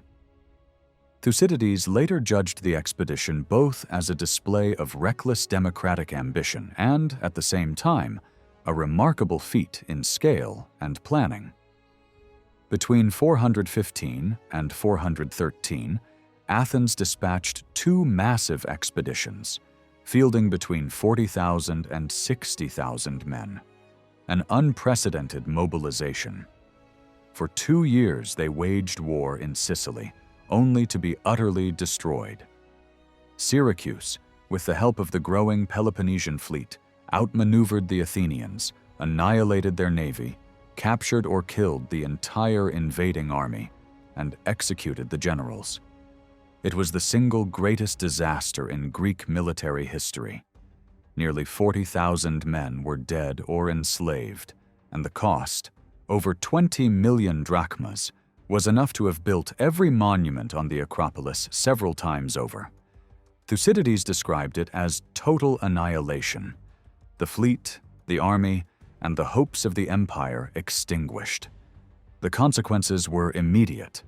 Sparta established a permanent garrison at Dictylia, within sight of Athens, cutting off agriculture, encouraging Helot flight, and undermining Athenian commerce and security year-round. This continuous presence caused far greater damage than the seasonal invasions of earlier years. Although Athens continued to resist for another decade with its fleet and cavalry, the outcome was inevitable after the twin blows of Sicily and Decelea. Two oligarchic coups destabilized the city from within, and the final destruction of the Athenian navy at Aegospotami in 404 ended the war. The Peloponnesian War revealed the full destructiveness of unrestrained conflict in a free society. Thucydides called it a harsh teacher, exposing the darkest impulses of human behavior. Generals and commanders, elected by their fellow citizens and constantly accountable to popular opinion, often faced ruin regardless of victory or defeat. Pausanias, Miltiades, Themistocles, Aristides, Cimon, Pericles, Alcibiades, Lysander, and even Epaminondas all experienced exile, prosecution, or disgrace. In a striking example, the 8 generals who had won at Arginusi in 406 were executed by their own democracy for failing to save shipwrecked sailors. In the ancient city-state, war was never separate from civic life. Its failures and excesses were scrutinized relentlessly, and the consequences were often as political as they were military. Greek literature often mirrored the civic unease surrounding war, frequently voicing sorrow over its costs and disgust at organized slaughter. Even in the Iliad, Zeus himself condemns Ares as the most detestable of the gods for his constant love of strife, while the elder Nestor warns that anyone who delights in fighting among his own people is outside all bonds of kinship. These words, found in a poem celebrating martial valor, reflect an early tension in Greek thought. War was considered an inevitable part of human existence, yet individual wars could still be condemned as foolish or destructive. Poets like Archilochus mocked the obsession with honor in combat, joking about abandoning his shield to save his life. Sappho, in her own way, dismissed the military ideal entirely, claiming that true beauty was not found in horsemen, soldiers, or ships, but in the person one loves. Pindar soberly warned that war seemed sweet only to those who had never experienced it. Later, Herodotus lamented war as a perversion of the natural order where fathers buried sons. Even Sophocles, who served as a commander, wrote with bitter irony of war in his tragedies, denouncing the invention of battle as a curse upon mankind. This long tradition of criticism intensified during the Peloponnesian War. Thucydides gave voice to the misery of displaced farmers and described with chilling detail the destruction of small communities like Mycalessus and Melos. Comic playwrights such as Aristophanes attacked the futility of the war in Acharnians, Peace, and Lysistrata, imagining ordinary farmers and women demanding an end to the conflict while lampooning profiteers, politicians, and generals. Euripides, too, joined the chorus of protest. In The Trojan Women, written shortly after Athens massacred the Melians, Cassandra condemns the Greek invasion of Troy in words that thinly veil the playwright's own disgust with Athenian brutality. In the following century, philosophers took up the same themes. Plato's Socrates objected to the desecration of corpses and the devastation of farmland. while Xenophon reflected on alternatives to war in his writings, shaped by his own experience as a mercenary. Aristotle worried about the financial drain of prolonged sieges and overseas expeditions. Orators such as Isocrates called for a common peace, urging Greeks to end their ruinous wars against each other and turn instead against Persia, the foreign power that had long meddled in Greek affairs. The idea that Greeks should not slaughter one another but unite against outsiders became a recurring refrain. By the war's end, both Athens and Sparta had been transformed. Sparta, once purely land-based, had become a naval power, while Athens had learned to deploy infantry in maritime operations. The great leaders who had set the tone at the war's beginning, Pericles and Archidamus, were long gone, and the original grievances were almost forgotten. The conflict had taken on a life of its own, dragging on for 27 years and eroding the old belief that war existed to serve the polis. Instead, the polis seemed to exist for war. The Peloponnesian struggle thus revealed both the brilliance and the folly of Greek culture. Their unmatched ingenuity in devising new methods of destruction, and at the same time, their remarkable courage in using art, philosophy, and literature to denounce their own violence. From a military standpoint, the conflict underscored several hard truths. The costs of total war were ruinous. Athens spent sums each year that could have built multiple great temples, yet achieved little but exhaustion. Shock battle still had devastating potential, as shown at Delium and Mantinea, but pitched combat was no longer enough on its own to decide a war. Lighter armor, improved tactics, and the use of reserves hinted at a new sophistication in hoplite warfare, but few states were willing to stake their survival solely on infantry. With Sparta's ascendancy, any Greek army knew that facing the dreaded phalanx of red-cloaked warriors meant the gravest risk, a fear that loomed over every major battle until the rise of Macedon and the final reckoning at Chaeronea. Although hoplites could still decide battles on the field, true victory increasingly depended on material resources and preparation, and the two no longer coincided. Once the close bond between citizenship and military service broke apart, Greek armies sought to supplement heavy infantry with more adaptable light-armed troops and missile specialists. Social ideals mattered less than efficiency in killing the enemy. Athens had shown that fortified cities could withstand years of invasion, while Sparta's occupation of Decelea proved the same point in reverse. Strongholds were nearly unassailable without advanced siege engines. Thus, warfare began shifting toward expensive and intricate technology, with new machines designed to batter down ever higher and stronger walls. The Peloponnesian War also normalized the widespread use of the poor, slaves, and mercenaries in combat. Spartan generals like Brasidas deployed freed helots in large numbers, while Athenian triremes relied almost entirely on landless citizens and, later, increasing numbers of slaves. By the early 4th century, freed helots in the Spartan army outnumbered true Spartiates. Pragmatism rather than ideals of agrarian citizenship dictated military choices. This created a more flexible military system, but undermined the old vision of a polis defended cheaply by its own farmers. The shift produced a vicious cycle. Taxes were raised to fund costly armies and fleets, which in turn eroded the agricultural base of the city-state, forcing more reliance on mercenaries and alienating small landowners. Over time, society divided more starkly into two groups: those few who owned land and the many who worked and fought for them. Archaeological surveys reveal that by the end of the 4th century, rural settlement was thinning out, not only because of wartime losses, but also due to deeper structural changes that began in the Peloponnesian War. Greek society in many ways slid backward toward patterns more reminiscent of the Dark Age.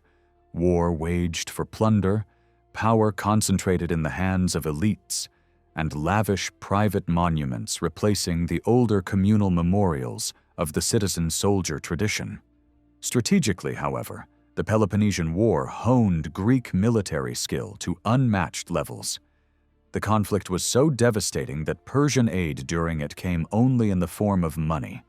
Direct troops would have been of little use against such experienced armies. Indeed, more Greeks perished fighting each other in this war than were ever killed by Persians from Marathon to Alexander's conquest at Gaugamela. A general truth emerged that would endure for centuries. The deadliest threat to a Western army was another Western army. This was proven dramatically in 401, when Cyrus the Younger hired nearly 10,000 Greek mercenaries, many of them unemployed veterans from the Peloponnese, for his bid to seize the Persian throne.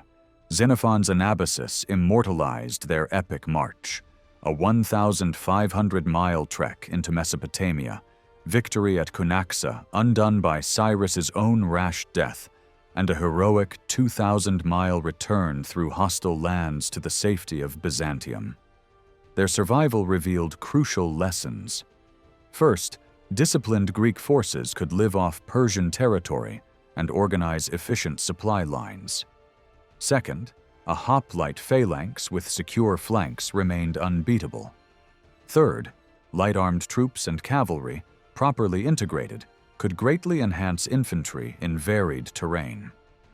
The success of the 10,000 proved that once freed from the old agrarian ethos, Greek warfare could merge with the broader scientific and economic dynamism of Hellenic culture. Within a few years, Sparta launched campaigns deep into Persian lands, led by King Agesilaus and supported by remnants of Xenophon's mercenaries. Their combined infantry and cavalry devastated the satrapies along the coast and prepared for a larger invasion inland. Yet Persia quickly struck back with its real weapon: gold.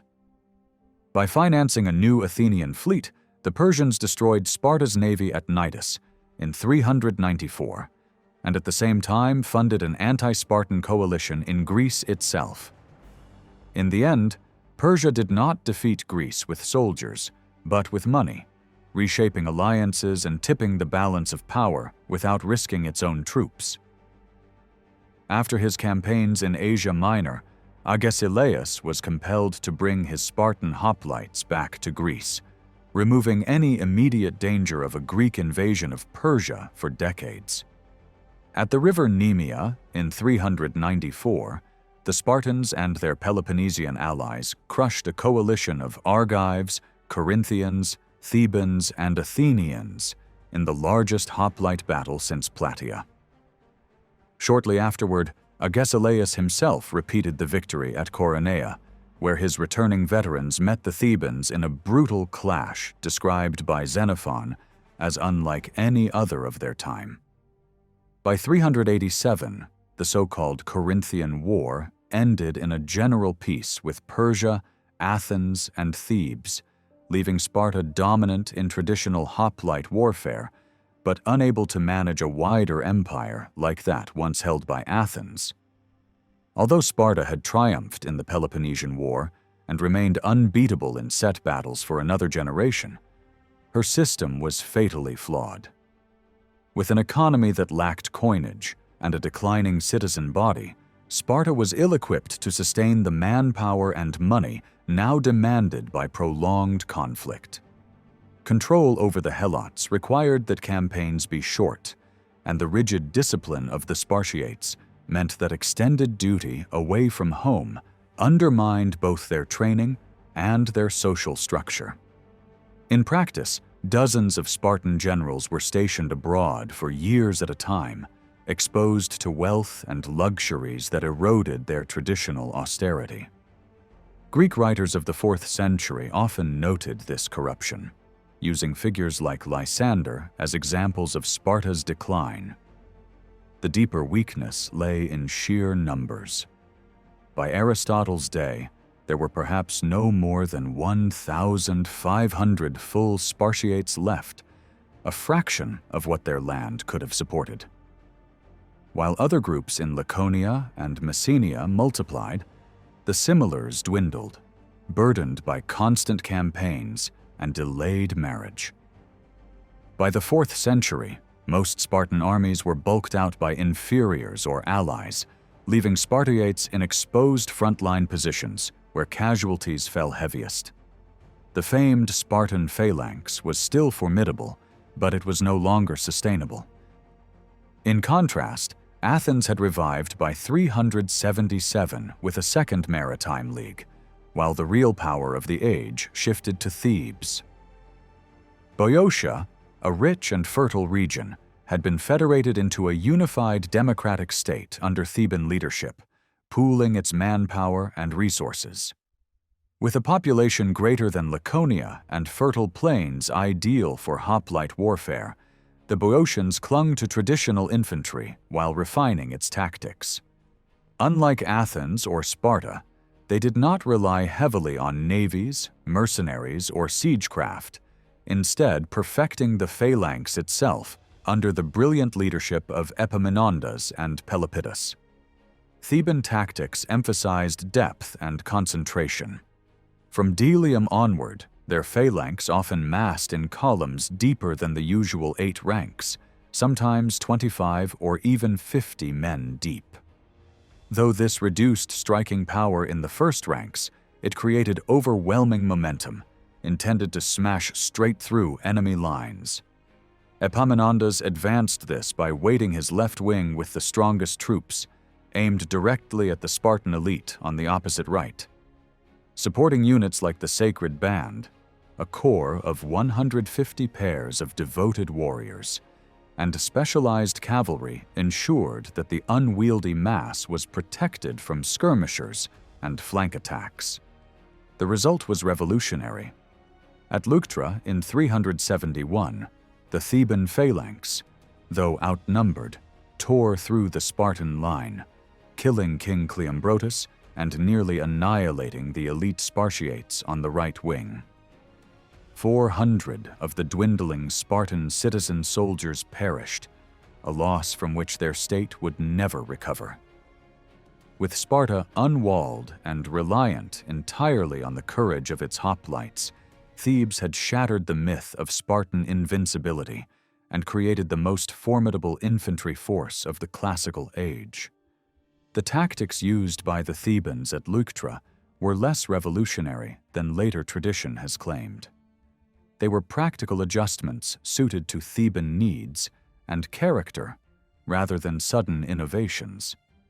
Theban law itself allowed generals no more than a year in command, reflecting the assumption that their armies would not be required far from home for extended campaigns.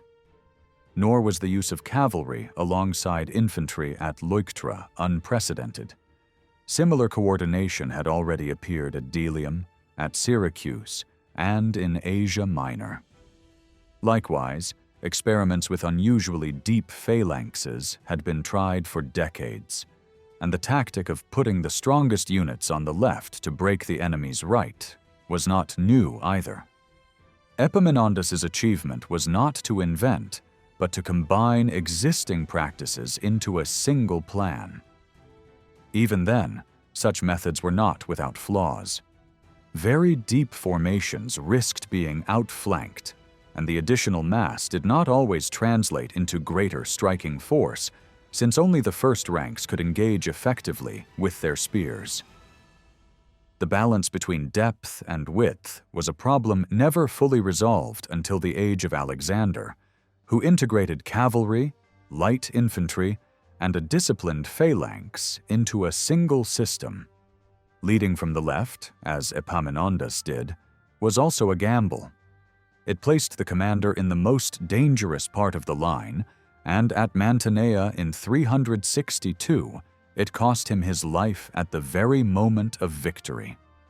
His death ended Thebes' brief dominance and reduced the Theban phalanx to a regional defensive force. Later generals, including Alexander, preferred to command from the right, and his columns were kept to a manageable depth. Still, the triumph at Leuctra destroyed the long-standing aura of Spartan invincibility. For nearly a decade, Thebes rose to the forefront of Greek power. In 370, Epaminondas led a vast force southward into the Peloponnese, determined not just to repel Sparta, but to shatter her system of domination once and for all. His goal was nothing less than the liberation of the Helots of Messenia and the weakening of Spartan influence among her allies. Before his campaign, Sparta had repeatedly invaded Boeotia. Afterward, she never again attempted major expeditions beyond the Peloponnese. The once unquestioned Spartan control over Messenia collapsed with the foundation of a new, independent city of former Helots, proudly hostile to their old masters. Epaminondas himself, remembered in later accounts as an idealistic and incorruptible leader, embodied the confidence of his victorious farmers. Driving through the Peloponnese, he brushed aside opposition, advanced to the very edge of Sparta, and laid waste to its land. The invasion shattered the myth that the city was untouchable, and Plutarch would later write that Epaminondas was the first outsider in 6 centuries to bring war into Laconia. Only natural obstacles and the narrow confines of Sparta itself saved the city from destruction, as the Spartan world collapsed before a leader who seemed unstoppable. When King Agesilaus chose not to face the invaders in open battle, Epaminondas withdrew from Sparta and turned his forces north and west into Messenia. His aim was clear: to destroy the foundations that had sustained Spartan domination for centuries. No army in Greece could stop him, and none was willing to try. For the Spartans, who had once mocked the Athenians for hiding behind their walls, it was a bitter reversal to watch their own lands devastated without the strength to respond. Worse still was the knowledge that to confront these hardened Theban hoplites would mean certain death for the dwindling band of Spartiates who had survived the crushing defeat at Leuctra. In a decisive stroke, Epaminondas proclaimed the freedom of Messenia, ending nearly 300 years of Spartan rule.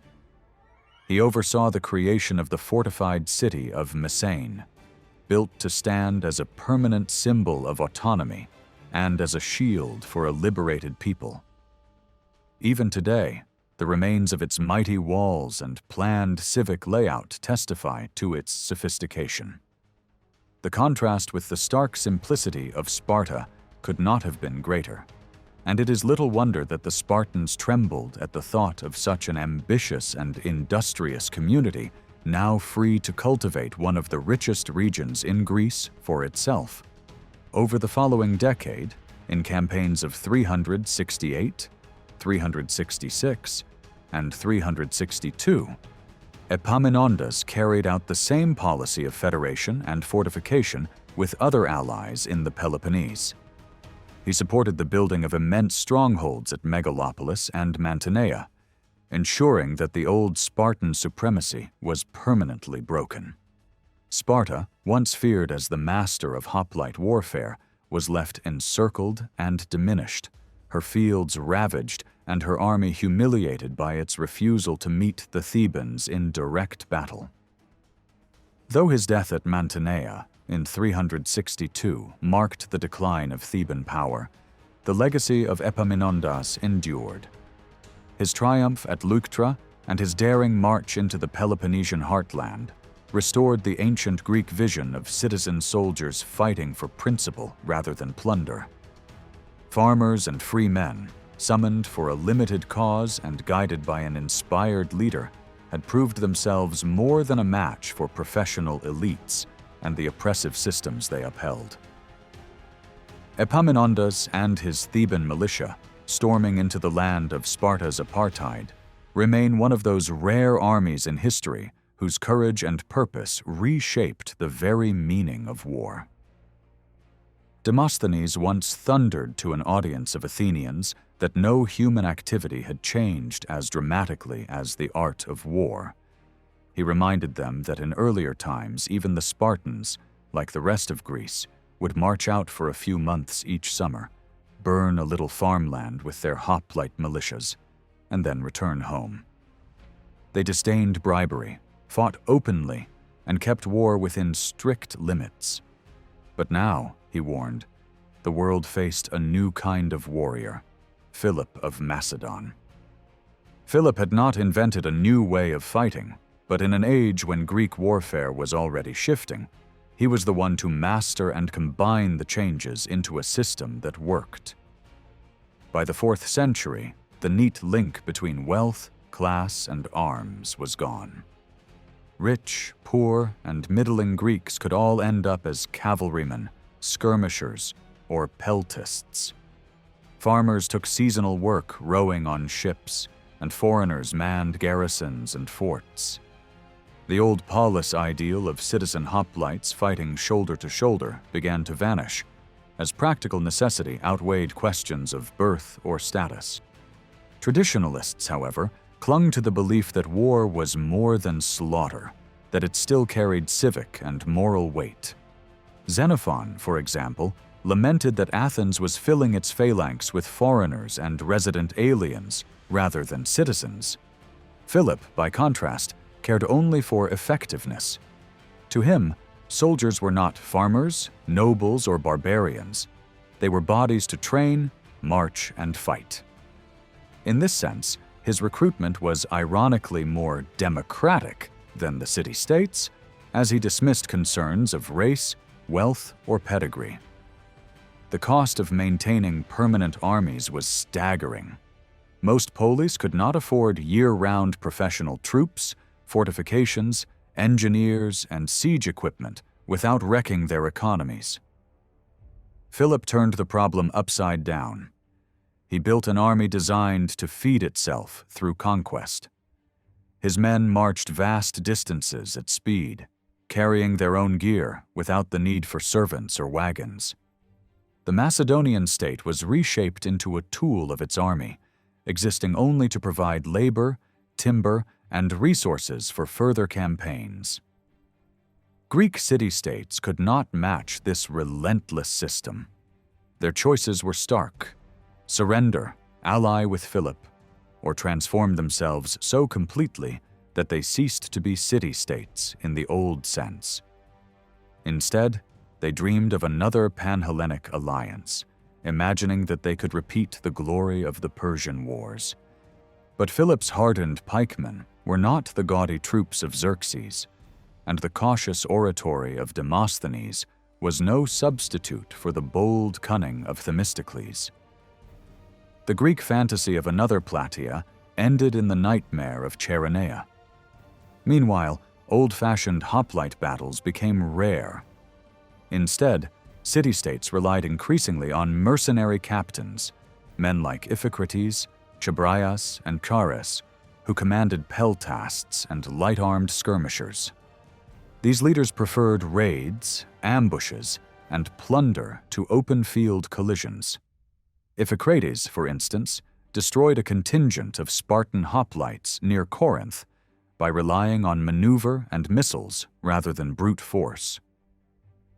For decades, Athens, Sparta, Thebes, Corinth, and others maneuvered through shifting alliances, intrigue, and limited wars, struggling to balance each other while nervously watching Macedon grow ever stronger. Even the role of the general was transformed. In earlier times, commanders fought in the front rank and risked their lives alongside their men. By Philip's day, generals led from horseback, surrounded by chosen guards, directing the battle through signals, trumpets, and messengers. This allowed for retreats, feints, reserves, and more complex maneuvers. No one exploited these possibilities better than Philip himself. Ruthless and relentless, he used terror as much as tactics, once crucifying a fallen foe and drowning thousands of prisoners. Greeks came to see him as a grim, one-eyed warrior king, always willing to fight, scarred from countless wounds and utterly determined to expand his power at any cost. Philip's Macedonian army dwarfed anything a single Greek polis could muster. At Chaeronea in 338, he commanded more than 30,000 men, a force far beyond the resources of Athens, Thebes, or Sparta alone. His numbers were strengthened not only by the manpower of a newly unified Macedonia, but also by Greek and foreign mercenaries. Just as important as numbers was his ability to manipulate Greek politics. He could bribe, intimidate, or charm influential leaders in Corinth, Thebes, Argos, or Thessaly, preventing any durable coalition strong enough to oppose him. With the Peloponnesian League dissolved, Athens' empire gone, and Theban influence fading, no institution remained to harness Greek manpower for a common defense. Philip's armies were also swift and mobile. Traveling light, without ponderous supply trains, they could strike almost anywhere in Greece within a week. His engineers revolutionized siege warfare, reducing operations that had once lasted months or years into campaigns of weeks. Amphipolis fell in just 70 days, while other strongholds such as Methone and Pagasai were taken even faster. For the slow-moving Greek assemblies, still fond of debate before action, this speed was devastating. The Macedonian phalanx itself looked familiar at first glance, but in reality, it was a transformed weapon. Philip selected the tallest, strongest men to serve as his foot companions, and armed them with sarissas, massive pikes twice the length of the old hoplite spear, requiring 2 hands to wield. The front of the formation bristled with overlapping points, 5 ranks deep, creating a deadly hedge of steel. Armor was lighter, shields smaller, and equipment standardized, all issued directly by the state. This uniformity, along with collective training, turned Philip's infantry into a professional killing machine. But the phalanx did not fight alone. It worked in concert with the formidable companion cavalry, heavily armed nobles who smashed into enemy lines in wedge formation, often supported by Thessalian horsemen. Between horse and pike stood the hypaspists, elite shield-bearers who provided the link between the cavalry charge and the infantry advance. Archers, slingers, and javelin men added flexibility, softening enemy positions before the decisive clash. Though mercenaries by status, Macedonian soldiers developed an unusual camaraderie with their commanders, sharing meals, games, and risks in a way that bound the army together. The effect of this integration was transformative. Greek hoplite armies, with their heavy shields and defensive posture, had always valued stability and protection of the man beside them. Macedonian soldiers, freed from such burdens, thought only of advancing, thrusting, and overwhelming. Once the cavalry drove opponents onto the pike wall, the outcome was usually catastrophic. Philip's forces could deliver coordinated hammer and anvil strikes that no polis militia could withstand. Underlying all this was a new philosophy of war. Greek city-states had fought to defend fields, vineyards, and civic honor. Philip fought for empire. For him, battles were not communal rituals or contests of valor, but calculated instruments of state policy. His campaigns aimed at acquiring harbors, mines, tribute-paying towns, and fertile land to sustain a permanent army. War was no longer seasonal or defensive, but a continuous engine of conquest. In this sense, Philip did more than change tactics. He redefined the very purpose of warfare in Greece. At Chaeronea in 338, Philip of Macedon and his 18-year-old son Alexander shattered the combined forces of Athens and Thebes. The allied hoplites, nearly 30,000 strong, were poorly suited to face Philip's new style of war. Instead of using their cavalry, skirmishers, and missile troops in a war of delay and harassment, the Greeks chose to stake everything on a conventional massed infantry clash. Against Macedonian professionals, this was a fatal error. Philip used every element of his tactical reforms, a staged withdrawal to lure the Athenian militia into a reckless charge, disciplined phalangites lowering their immense pikes to cut them down, reserves waiting for the right moment, and cavalry striking hard through the gaps. Alexander personally led the decisive thrust against the Thebans, encircling them and driving them back onto the Macedonian line. The sacred band of Thebes, true to its reputation, fought to the last man. Their graves, marked by the great stone lion still standing near the site, became a somber reminder that bravery alone could not defeat a new military system. The defeat marked the death of the hoplite tradition. For nearly 2 centuries afterward, Greek warfare would follow Macedonian patterns of arms, tactics, and organization.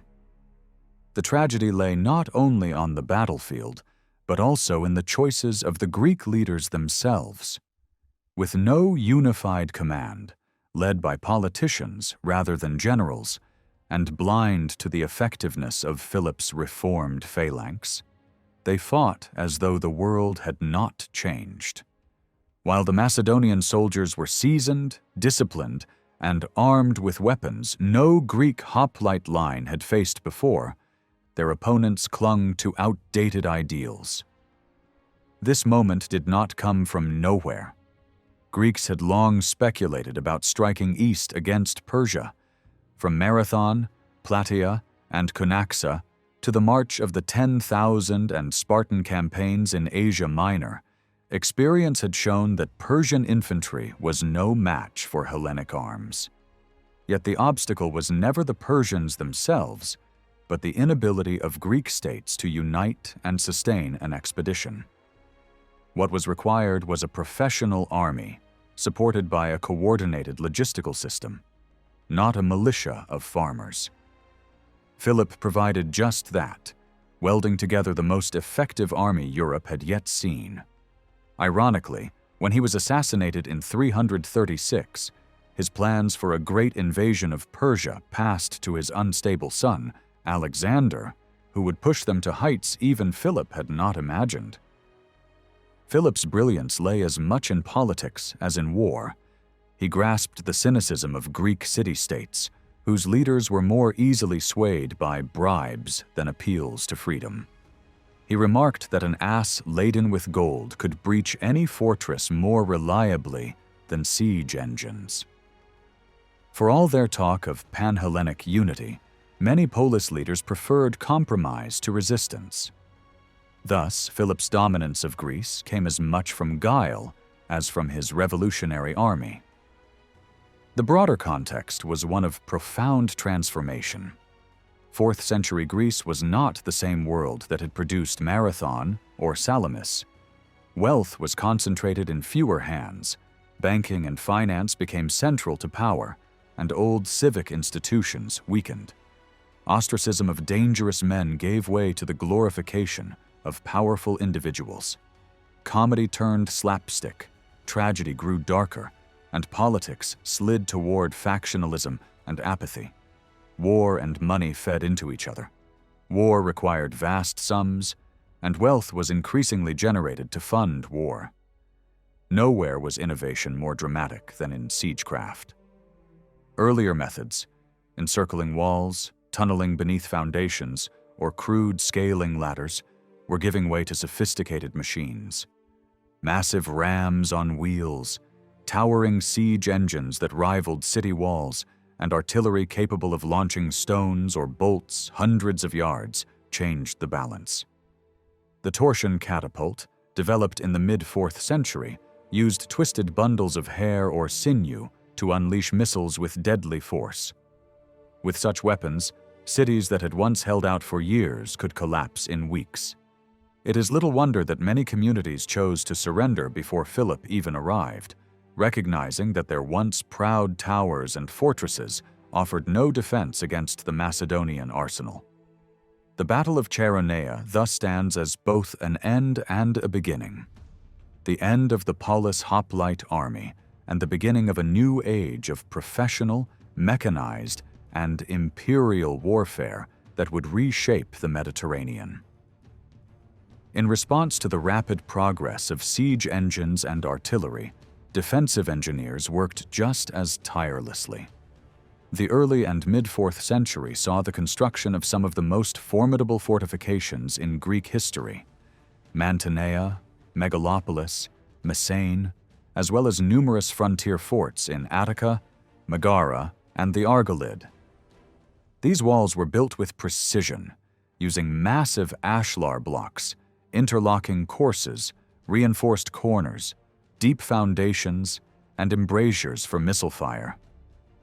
Towers often rose over 30 feet and were equipped with small catapults designed to keep besiegers from approaching too closely. Some even featured shuttered embrasure systems that allowed defenders to open, fire, and close in quick succession while attackers were pelted with continuous volleys. Yet attackers soon gained the upper hand. By the mid-3rd century, torsion catapults capable of hurling stones over 150 pounds made tall towers themselves vulnerable, as their bases could now be smashed from a distance. The size and power of these engines meant they were best operated on the ground rather than from the ramparts, leaving defenders at a disadvantage. Fortifications, while impressive, were ruinously expensive to build and maintain, and only the wealthiest cities, like Rhodes or Megalopolis, could afford circuits and supplies sufficient to resist prolonged sieges. As costs soared, the balance of power tipped increasingly toward the besieger. Parallel to these developments came the rise of light-armed troops. Before the late 5th century, slingers, archers, and javelin men were dismissed as marginal. They were often poor, lacked property, and came from the fringes of the Greek world: Rhodes, Crete, Thrace, or Scythia. Against bronze-armored hoplites, their weapons seemed ineffective, and their lack of civic standing excluded them from serious military roles. But this attitude changed in the 4th century, when warfare moved into rough terrain, long campaigns became common, and mercenary service replaced the old farmer militia. Specialized slingers, especially from Rhodes, proved deadly. With years of practice, they could hurl lead bullets over 300 yards, breaking bones through gaps in armor and forcing archers or infantry to retreat. Even kings were not immune. Philip II lost an eye to a slinger's shot, and Alexander himself was badly wounded by a catapult bolt at Gaza. It was a brutal confirmation that bravery alone no longer guaranteed survival on the battlefield. Archers, too, though long dismissed as barbarian or effeminate, gained new importance. Classical Greek ideology had seen the bow as unworthy, since it killed at a distance without risk to the shooter, undermining the hoplite ideal of face-to-face courage. But once Greek armies began campaigning beyond their homeland, whether Xenophon's 10,000 marching through Persia or Alexander's campaigns in Asia, archers became essential to protect advancing phalanxes and cover exposed flanks. By the 4th century, mercenary bowmen were a regular feature of Greek armies, hired from Crete, Macedonia, or farther afield. Meanwhile, javelin throwers and peltasts began to transform from ragtag skirmishers into professional corps. By the end of the 5th century, Greek states themselves were equipping such troops to operate as fast-moving spearmen and missile fighters who could outmaneuver heavy infantry. On battlefields like Pylos and Corinth, they nearly destroyed Spartan hoplite forces outright. Philip of Macedon recognized their value, and his reforms blended their mobility with the thrusting power of the phalanx, creating a new style of warfare that combined shock with agility. The result was a complete transformation of Greek arms. Fortresses were no longer secure, bravery in a phalanx was no longer enough, and the tools once despised as barbarian became essential parts of the battlefield. War had shifted permanently from the straightforward clash of farmer hoplites to a complex contest of technology, training, and cost. For much of Greek history, cavalry carried a social stigma. Since the Dark Ages, horsemen were associated with aristocratic privilege and were seen as wasteful landowners, letting valuable pasture go to animals instead of productive farming. Horses were expensive to maintain, costing more each year than the upkeep of an entire family, and a single mount was worth far more than a hoplite's equipment. Not surprisingly, the cavalry class often appeared at the center of oligarchic conspiracies against democracy and was mistrusted by ordinary citizens. Militarily, too, horsemen seemed of little use. Riding small ponies without stirrups and using only simple saddle cloths, they were ineffective against solid hoplite formations. In most armies, cavalry rarely exceeded a few % of the total force. By the 4th century, however, attitudes began to shift. As warfare became more diverse and less bound to the old agrarian phalanx, cavalry found new roles. Horsemen from Thessaly, Boeotia, and Macedon were increasingly valuable for pursuing retreating enemies, harassing disorganized infantry, and scouting. Philip of Macedon understood their potential more clearly than most. Outfitted with armor for both horse and rider, and armed with long pikes, his heavy cavalry could strike where hoplite lines left gaps, or smash into lighter eastern troops who lacked strong protection. Alexander later demonstrated this to devastating effect at Chaeronea, where a sudden cavalry charge tore open the Allied line. Against other Greek armies, horsemen were still limited, but against Persia and similar foes, they became a decisive weapon. This transformation in warfare was not only military, but intellectual. The 4th century saw a new culture of debate, inquiry, and innovation, where even the science of killing became a subject of analysis. In the relatively open atmosphere of the Greek world, free speech and intellectual competition encouraged experimentation in tactics, technology, and organization. Ideas were tested in practice and discussed at symposia and in treatises. Success depended on logic and practical results, not on religious sanction or royal decree. Where other traditions often cloaked strategy and mysticism, Greek writers treated war as a craft to be studied, improved, and taught. This pragmatic approach produced a new genre of military handbooks and treatises. Writers like Xenophon combined philosophical training with direct battlefield experience, offering practical guides on horsemanship, generalship, and organization. His works reflected the growing demand for systematic knowledge of tactics and logistics. Aeneas the tactician, another pioneer, wrote manuals on surviving sieges, covering everything from signal codes to countermeasures against tunneling. Later generations of Greek engineers and theorists developed sophisticated studies of siegecraft, artillery, and phalanx tactics, spreading their findings across the Mediterranean and laying the foundations of military science. The shift from hoplite conservatism to open military inquiry marked a turning point in Western warfare. Earlier Greek battles had aimed at quick, decisive collisions that often limited destruction, but the innovations of the 4th century moved war toward total engagement, where victory meant not just defeating an enemy army, but breaking entire societies. The Greeks had begun by inventing the idea of decisive battle. By the end of the classical period, they had carried it to its extreme, marrying their intellectual curiosity with the grim art of systematic killing. It was both their tragedy and their legacy to the Western tradition of war. The basic outline of Alexander's astonishing decade of conquest is well established, even if opinions about him differ.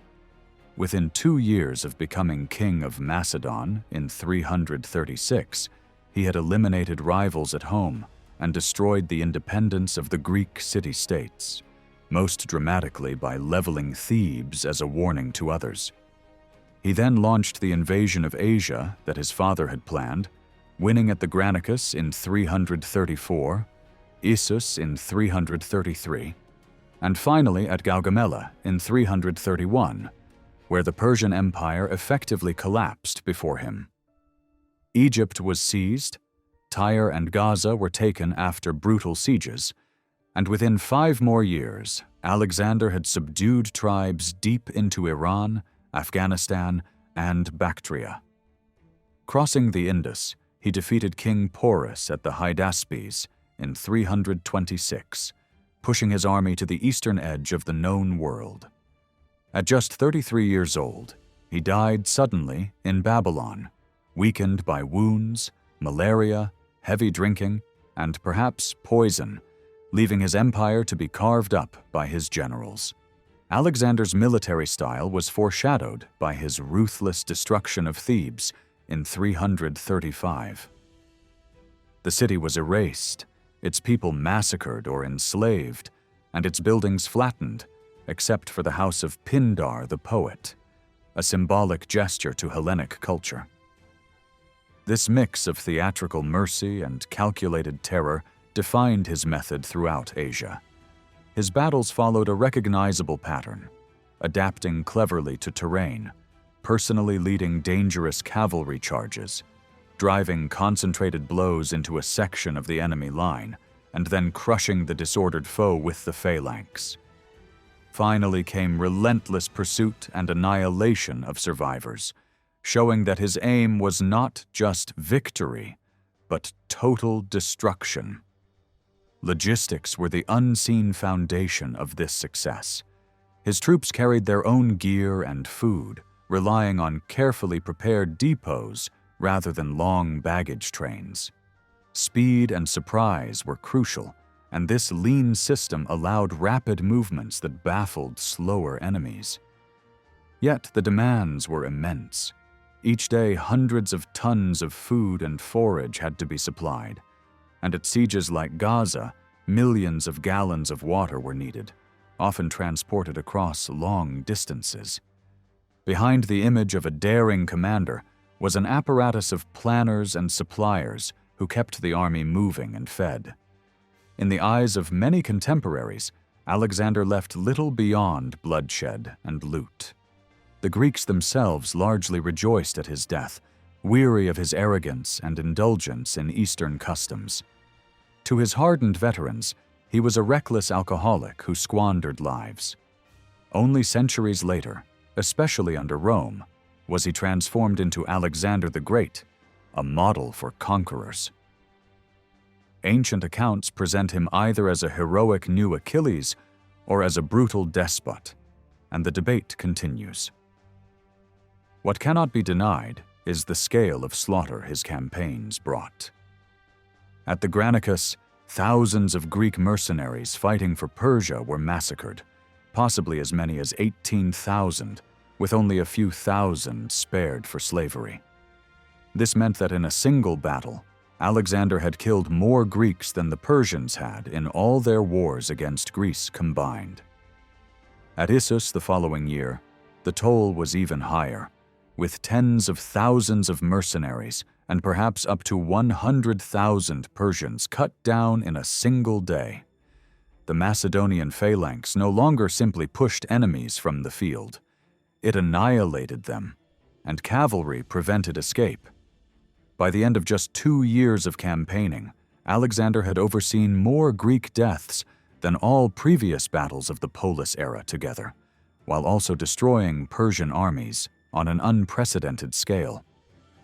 Alexander's success at Gaugamela produced another vast harvest of dead, plausibly on the order of 50,000, with a few thousand Greek mercenaries among them.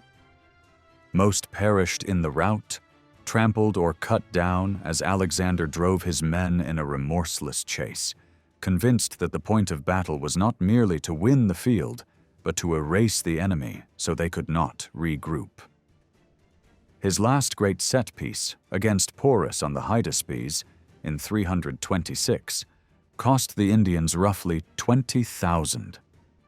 Even cautious tallies suggest that in 8 years of campaigning, he oversaw the killing of well over 200,000 soldiers in open battle, more than 40,000 of them Greeks. The achievement owed less to isolated strokes of genius than to relentless drilling, year-round campaigning, and a doctrine that broke formations and then slaughtered fugitives until no organized resistance remained. The more he destroyed now, the fewer he would face later. Between the famous set pieces, he reduced city after city, Greek and Persian alike. Exact totals are lost, but the arithmetic of urban populations, which included non-combatants, implies that siege casualties easily surpassed the battlefield dead. From Asia Minor down the Levantine coast, across the eastern satrapies, and into the Punjab, towns that resisted were taken by storm, their defenders killed or enslaved, their people sold off. Miletus and Halicarnassus early in the war, Sagalassus and Pisidia, Chelinae and Soli soon after, the massacre of the Branchidae exiles, the forts along the Sir Daria, Ariamezes Airi above Sogdiana, and the Indian strongholds at Massaga, Iornus, and Sangala, the pattern repeats. At Thebes, his first object lesson, 6,000 Greeks died in the streets, and many of these later places were larger. Arrian's figures for the Punjab alone run into the tens of thousands killed and captured. A conservative estimate is that urban massacres from 334 to 324 claimed something like 250,000 lives, most of them civilians unlucky enough to live along his line of march. Tyre and Gaza remain the starkest examples. Tyre held out for months before falling at the end of July in 332. 7,000 to 8,000 people were cut down once the walls were breached. 2,000 men were crucified to advertise the price of defiance. Perhaps 20,000 to 30,000 women and children were sold. The city ceased to exist as a community. At Gaza, after a 2-month siege, his troops were let loose. The adult males were wiped out by the thousands and the rest sold, while the governor, Battus, was dragged to death behind a chariot in a grotesque imitation of Homeric vengeance. Those headline sieges were only the visible peaks. For much of a decade, the army fought in the shadows, burning hamlets, killing notables, leveling forts, and handing over women to the ranks. In the Zagros, the Uxian villages were plundered and their people killed or displaced. At the Susian gates, the satrap Ariobarzanes and his men were cut down almost to a man. The Mardi were broken in 5 days and drafted for service. In Bactria and Sogdiana, executions and devastation followed every rising. The Branchidae community was exterminated. The Sakai were crushed, the Zervashan Valley stormed, the garrisons put to the sword, with 8,000 dead at Serupolis alone. In India, the violence intensified. Along the Chos, defenders were massacred. The Asatini, who surrendered on terms, saw their hired troops executed anyway, and other refugees at Ora and Aornus were seized with predictable results. The Malian campaign in the lower Punjab turned into a sequence of village burnings and killings of refugees in the open, a record of slaughter that even sympathetic modern writers have conceded was appalling. In the Gedrosian wastes, when his own columns were not dying of thirst, the Oreite were ravaged. One of his lieutenants killed 6,000 in a single action, and the rest were left to famine and ruin. 2 calamities reveal how his own impulses could be deadlier than any Persian army. Persepolis surrendered, yet he granted his troops a day of pillage and killing. Ancient writers describe citizens butchered in the streets, mass rapes and enslavements, suicides by families who preferred death to capture, and then, after the treasury was hauled away by mule and camel, the palace set alight in a drunken revel that likely spread into the city. The tally of treasure is carefully recorded. The human cost is not, but a capital of that size must have lost thousands to the initial sack, the ensuing bondage, and deportations. Worse followed in the Gedrosian crossing of 325. He chose to march a huge host across some 460 miles of desert for no strategic necessity, while his fleet scouted the coast. All our sources agree on catastrophic losses to heat, thirst, and disease. Even if the highest figures are doubted, tens of thousands of camp followers certainly perished, and in a few months he killed more of his own by misjudgment than the Persians had in 10 years of fighting. He seems to have been driven by the lure of matching legendary feats rather than by sound logistics, and every tribe along the way paid for his vanity with plundered fields and burned homes. The internal violence was as chilling as the external. Macedonian command had none of the checks of the old city-states. There were no councils of generals, no civic audits, no recourse to law. Suspicion meant a swift death sentence, often after torture, and over time an entire cohort of noble companions was destroyed. Men with long records of loyalty and service died on flimsy charges. Beyond the famous names were administrators and officers put to death for alleged incompetence or plotting. The king sometimes presided personally, devising imaginative cruelties. The path from civic generals like Pericles and Epaminondas to this new model of autocratic warlord was complete. Political absolutism wrapped in popular theater and fueled by a taste for blood. His rise had begun with blood as well. Philip may have fallen to a conspiracy that advantaged Olympias and her son. In the succession struggle, Alexander eliminated rivals at once.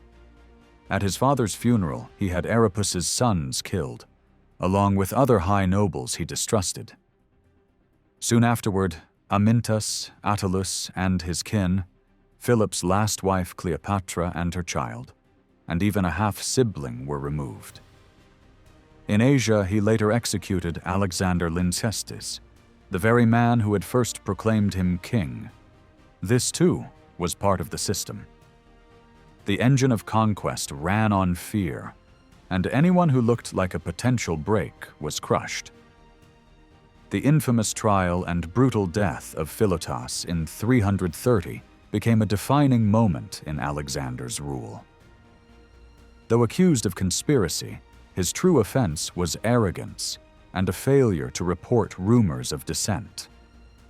More importantly, he was the son of Parmenio, the veteran general whose loyalty and brilliance had been vital to both Philip and Alexander. Philotas was tortured and stoned to death, and soon after, Parmenio himself, never formally charged, was assassinated, his severed head sent as proof. By then, the old general had already lost his other sons to war, and his final reward for decades of service was his own execution. Other Macedonian nobles also perished as Alexander marched east. Clytus the Black, who once saved Alexander's life at the Granicus, was killed by the king's own spear in a drunken rage. Several young pages were stoned after being accused of sedition, and the philosopher Callisthenes, Aristotle's nephew, was executed for refusing to prostrate himself before the king in Persian style. Following the disastrous Gedrosian desert crossing, Alexander descended into another frenzy of drinking and executions. Entire units were wiped out without trial. Generals like Cleander and Siticles, and perhaps Agathon and Heracon, were killed alongside hundreds of their men. most likely to appease resentment in the ranks over the earlier murder of Parmenio. The massacre of thousands of his own troops marked a chilling precedent in Western warfare, one that would echo in later ages. What Alexander left behind was not the model of a philosopher king, but a template for autocracy and bloodshed. His army ceased to be a civic force or a professional body accountable to law.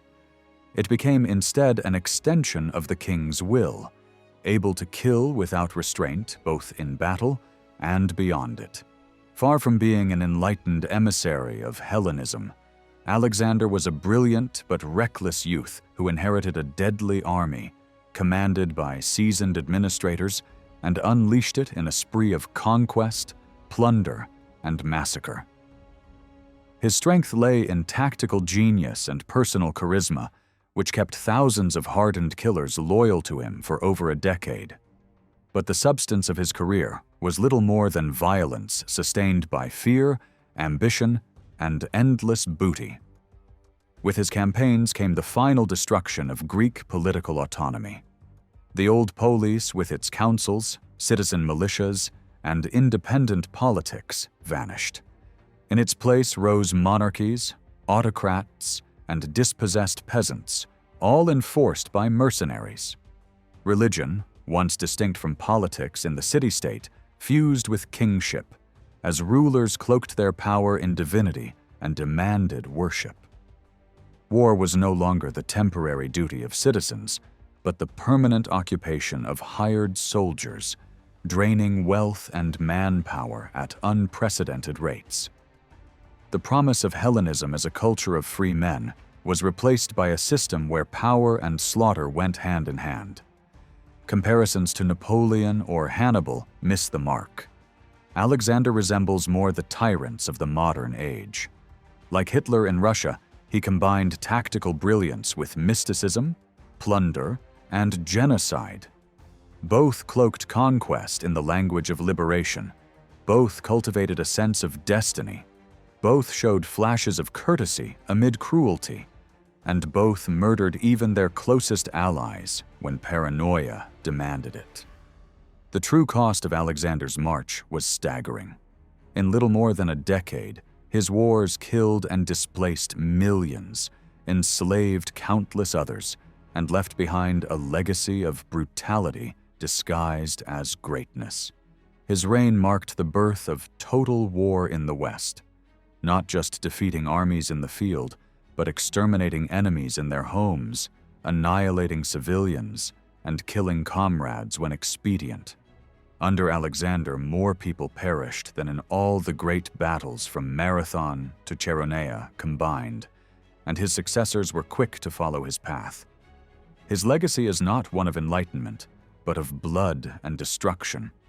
And it is the dead, above all, who remind us of his true impact. When Alexander died in 323, the Persian Empire he had shattered was carved up by his surviving lieutenants.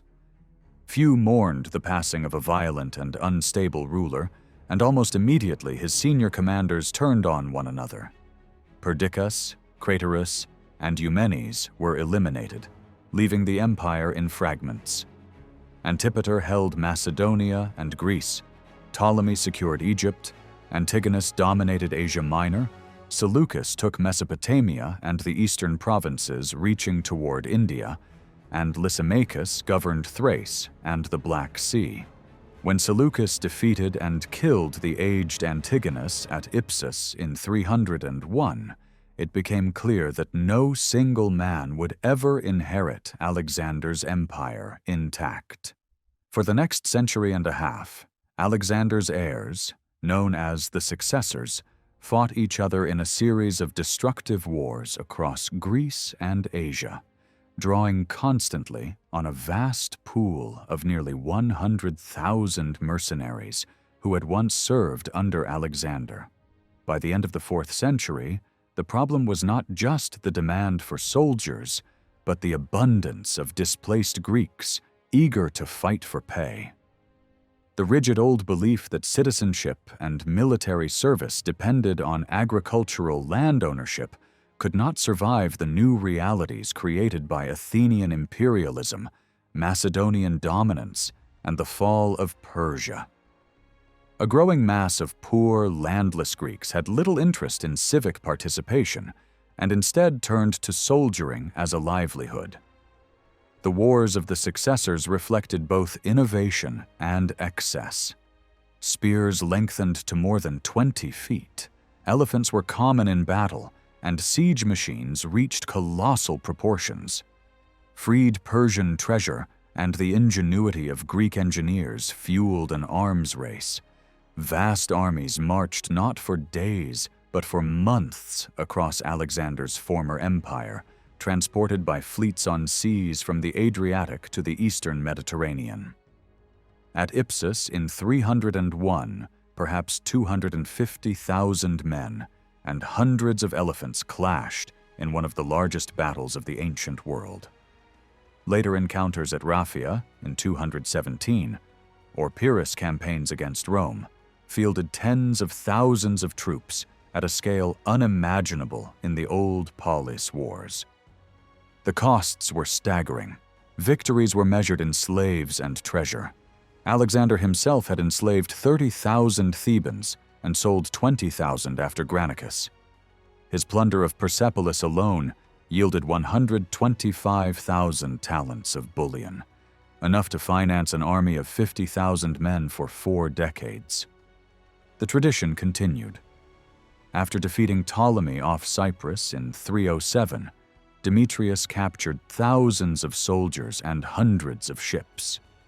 Monumental siege works also consumed vast resources, none more absurd than Demetrius's famous Helepolis, a towering armored machine over 140 feet high, requiring thousands to build and move, only to fail at Rhodes. Ships too became symbols of extravagance. The nimble trireme of the classical age, manned by 200 crew, gave way to vast polyremes, some with several thousand rowers and soldiers on board, fitted with bronze rams and artillery. Costly, slow, and unwieldy, they were more floating fortresses than maneuverable warships. Fortifications in turn grew stronger, with taller towers, thicker walls, and integrated artillery positions. Yet even these were never secure against the increasingly sophisticated siege machines of the New Age. Above all, the human cost rose sharply. At Marathon and Plataea combined, fewer than 1,000 Greeks had fallen. Even at disasters like Delium and Leuctra, deaths rarely exceeded 3,000. But in the Hellenistic era, battles consumed lives on a new scale.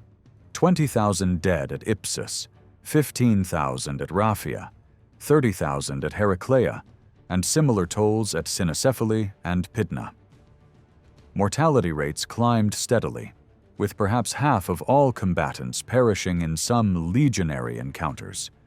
Killing was now limited only by time and the physical force of iron against flesh. This vast transformation was made possible by 2 main developments. First was the release of hoarded Persian bullion, seized from treasuries at Susa, Sardis, Babylon, and Persepolis. Once coined, this gold and silver flooded the Mediterranean economy, fueling inflation but also financing decades of mercenary service. Second was the rise of new taxation systems. Hellenistic monarchs imposed property and income levies, channeling wealth directly into professional armies. Local councils of the old city-states survived in name, but their decrees more closely resembled the compliant bureaucracy of centralized states than the contentious assemblies of free citizens. In this new order, warfare became not the occasional clash of yeoman militias, but a permanent, professional, and ruinously expensive enterprise. An art form pursued with all the technical genius of the Greeks, yet one that drained resources and lives on a scale the old polis could never have imagined. The steady retreat of small landholders from the countryside and civic life had a double impact on the nature of Greek warfare. Armies were now filled with men who fought for wages rather than farmers, who could only serve seasonally, which allowed campaigns to stretch across the entire year. Inscriptions recording public loans from the 4th century onward show how deeply military needs dominated civic finance. At the same time, the mass enslavement of conquered peoples provided elites with a cheap labor force for agriculture and craft production, driving populations into expanding cities like Alexandria, Pergamon, and Syracuse. These urban centers became hubs for mercenaries, artisans, and engineers who had little stake in civic politics but were drawn to royal courts that offered pay for technical expertise and military service. With fewer funds needed for popular subsidies at home, more resources were channeled into ambitious campaigns that often resembled organized raids. Within this new landscape, 2 major arenas of conflict defined the Mediterranean in the 3rd and 2nd centuries: Pyrrhus' invasion of Italy and the Roman wars in Greece and Asia against Macedonian and Hellenistic kings. These encounters revealed the superiority of the Roman legion, a formation that combined the shock of close combat with the flexibility of missiles and skirmishing. Roman soldiers could first hurl their javelins, then close ranks with shields or advance in staggered units, cutting down opponents with their short swords. In this way, the legion achieved the balance between ranged attack and hand-to-hand fighting that Greek armies had never fully mastered. The manpower of Italy's smallholders, molded by professional officers into disciplined soldiers, gave Rome a republican force that in many respects preserved the spirit of the old Greek militias better than the mercenary armies of Alexander's heirs. The Macedonian phalanx still inspired awe. Ancient observers described the terrifying sight of its dense forest of spears, a wall of points impossible to approach head-on. Yet by the 3rd century, the phalanx was increasingly manned by mercenaries, burdened by long pikes and heavy logistical needs, and lacking the cavalry integration that had once been its strength under Alexander. Successor kings relied on elephants, mercenary cavalry, and oversized formations more for prestige than tactical necessity. The result was a ponderous weapon, formidable in appearance, but vulnerable to the mobility and adaptability of the Roman legion. Writers like Livy captured the horror of what happened when the 2 systems met.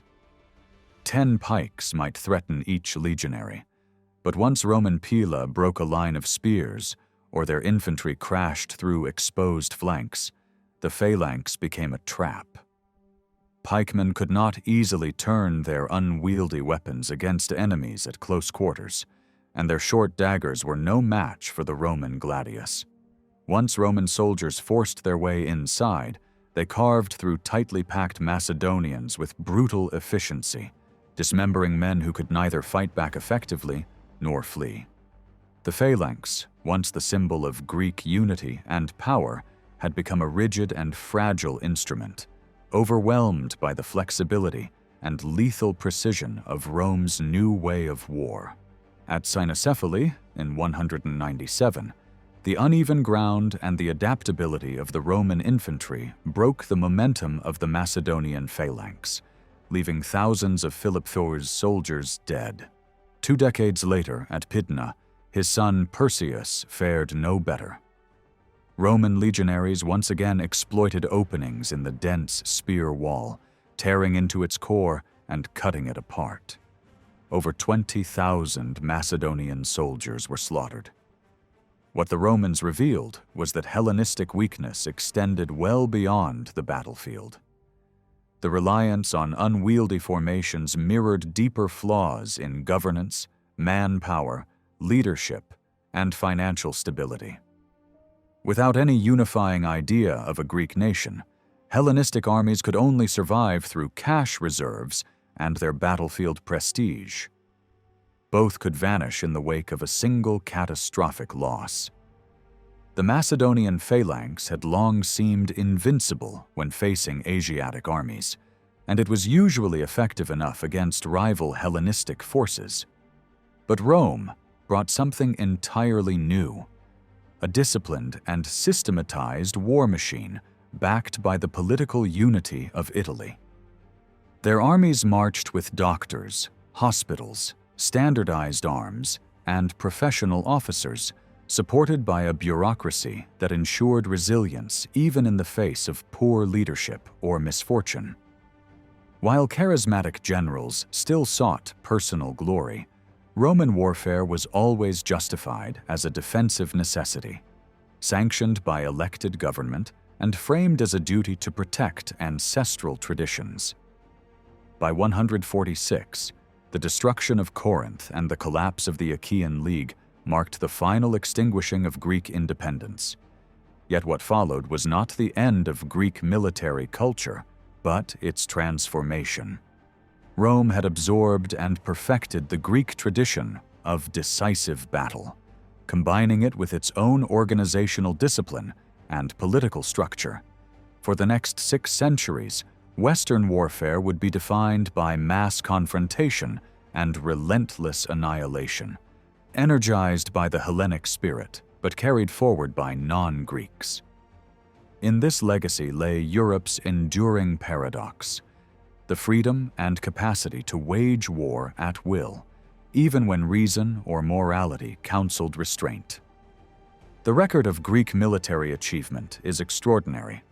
After repelling Xerxes' invasion in 480 BC, Greece remained free from foreign conquest until Rome's rise 3 centuries later, and the Roman legions themselves owed much to Greek methods of war.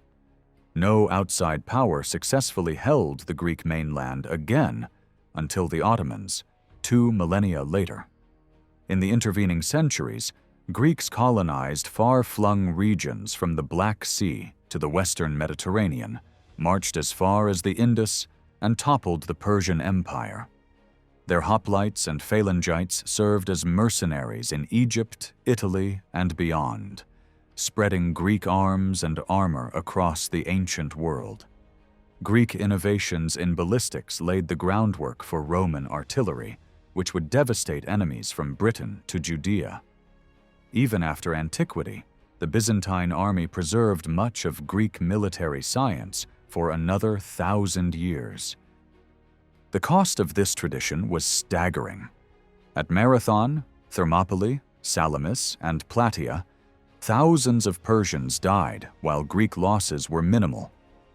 Alexander destroyed a vast empire at the cost of fewer than 1,000 of his own men in set battles, yet his campaigns claimed more Greek lives than Persian. More Greeks died fighting one another during the Peloponnesian War than were ever killed by the Persian kings. When foreigners needed military expertise, they often turned to Greek professionals willing to sell their skills. This was a culture where generals were expected not only to command, but also to master fields like geometry and astronomy, and where leaders of every sort, from kings to philosophers to orators, took up arms alongside ordinary citizens. Why then did this relatively small population of the southern Balkans transform warfare in the Mediterranean? Geography and climate offer only part of the answer. Greece's rugged terrain and temperate weather shaped hardy communities and allowed armies to muster and campaign in predictable seasons. Yet similar climates elsewhere did not produce comparable results. The true distinction lay in ideas. The rise of the polis in the 8th century BC created a new kind of soldier, the free hoplite, a landowner who fought decisively over property and autonomy. Battles were not simply struggles for plunder or dynastic power, but expressions of civic will. The physical landscape encouraged this development. Small plains enclosed by hills favored farming communities that defended their land with heavy armor and dense formations, while the surrounding mountains shielded them from cavalry sweeps. Out of this union of land, community, and discipline came the phalanx, the core of Greek warfare. 2 great revolutions defined this tradition. The first was the emergence of the city-state, where warfare became a decisive clash of free men defending their independence. The second was its decline in the 4th century, when military science, technology, discipline, logistics, and organization was freed from the oversight of citizen assemblies. The result was warfare stripped of civic restraint, now wielded by monarchs and mercenaries on a far greater scale. At Chaeronea, in 338, free Greeks chose to fight and die as citizens. The Macedonian phalangites who cut them down fought not for their own decision, but at the command of their king. In that shift lay the transformation of Greek military genius into the broader, harsher engine of Western war. The legacy of Greek warfare profoundly shaped European military thought throughout the medieval and Renaissance eras. Leaders and theorists sought to combine the Greek idea of citizen armies with the technological and tactical advances of the Hellenistic world. Ancient manuals were translated and studied, while formations resembling phalanxes reappeared among pikemen in Switzerland, Germany, and Italy. Thinkers such as Machiavelli, Lipsius, and Grotius argued that heavy infantry drawn from free citizens, organized and disciplined, offered the most reliable force in battle. By the Enlightenment, echoes of the Greek belief in rules and restraints on warfare resurfaced, aligning with Christian morality and the emerging ideals of rational humanism to promote the notion of just and defensive war. The experience of the 20th century, however, shattered much of this tradition. The devastation of trench warfare in the First World War, the firebombing and mass atrocities of the Second, and the looming threat of nuclear destruction in the Cold War made the old Greek conviction that free citizens must often fight decisively to preserve liberty seem outdated. Modern intellectuals, in reacting to Verdun, Dresden, or the specter of global annihilation, tended to reject war itself as senseless, rather than confining their criticism to flawed strategy or poor tactical choices, as the Greeks might have done. The ancient confidence in the clarity of good versus evil and in the necessity of frequent struggle for freedom has largely eroded. This leaves the modern West in a profound dilemma. Its unmatched skill in direct, decisive battle, whether on land, at sea, or in the air, risks destroying the very societies it seeks to protect. Enemies unwilling to face such power in open combat resort instead to guerrilla war, terrorism, and unconventional tactics, forcing Western armies to fight in ways that abandon their own traditions of discipline, technology, and massed citizen soldiers. The irony is striking. The Greeks developed shock battle as a means of limiting war, confining bloodshed to a brief, decisive clash of armored men that saved lives in the long run. Their heirs in the Hellenistic and Roman worlds transformed this into warfare without restraint, harnessing the full strength of their cultures to annihilate opponents in a single encounter. In the modern era, that process has reached its ultimate stage. The Western way of war has become so lethal that a clash between equally advanced powers could mean not resolution, but mutual destruction.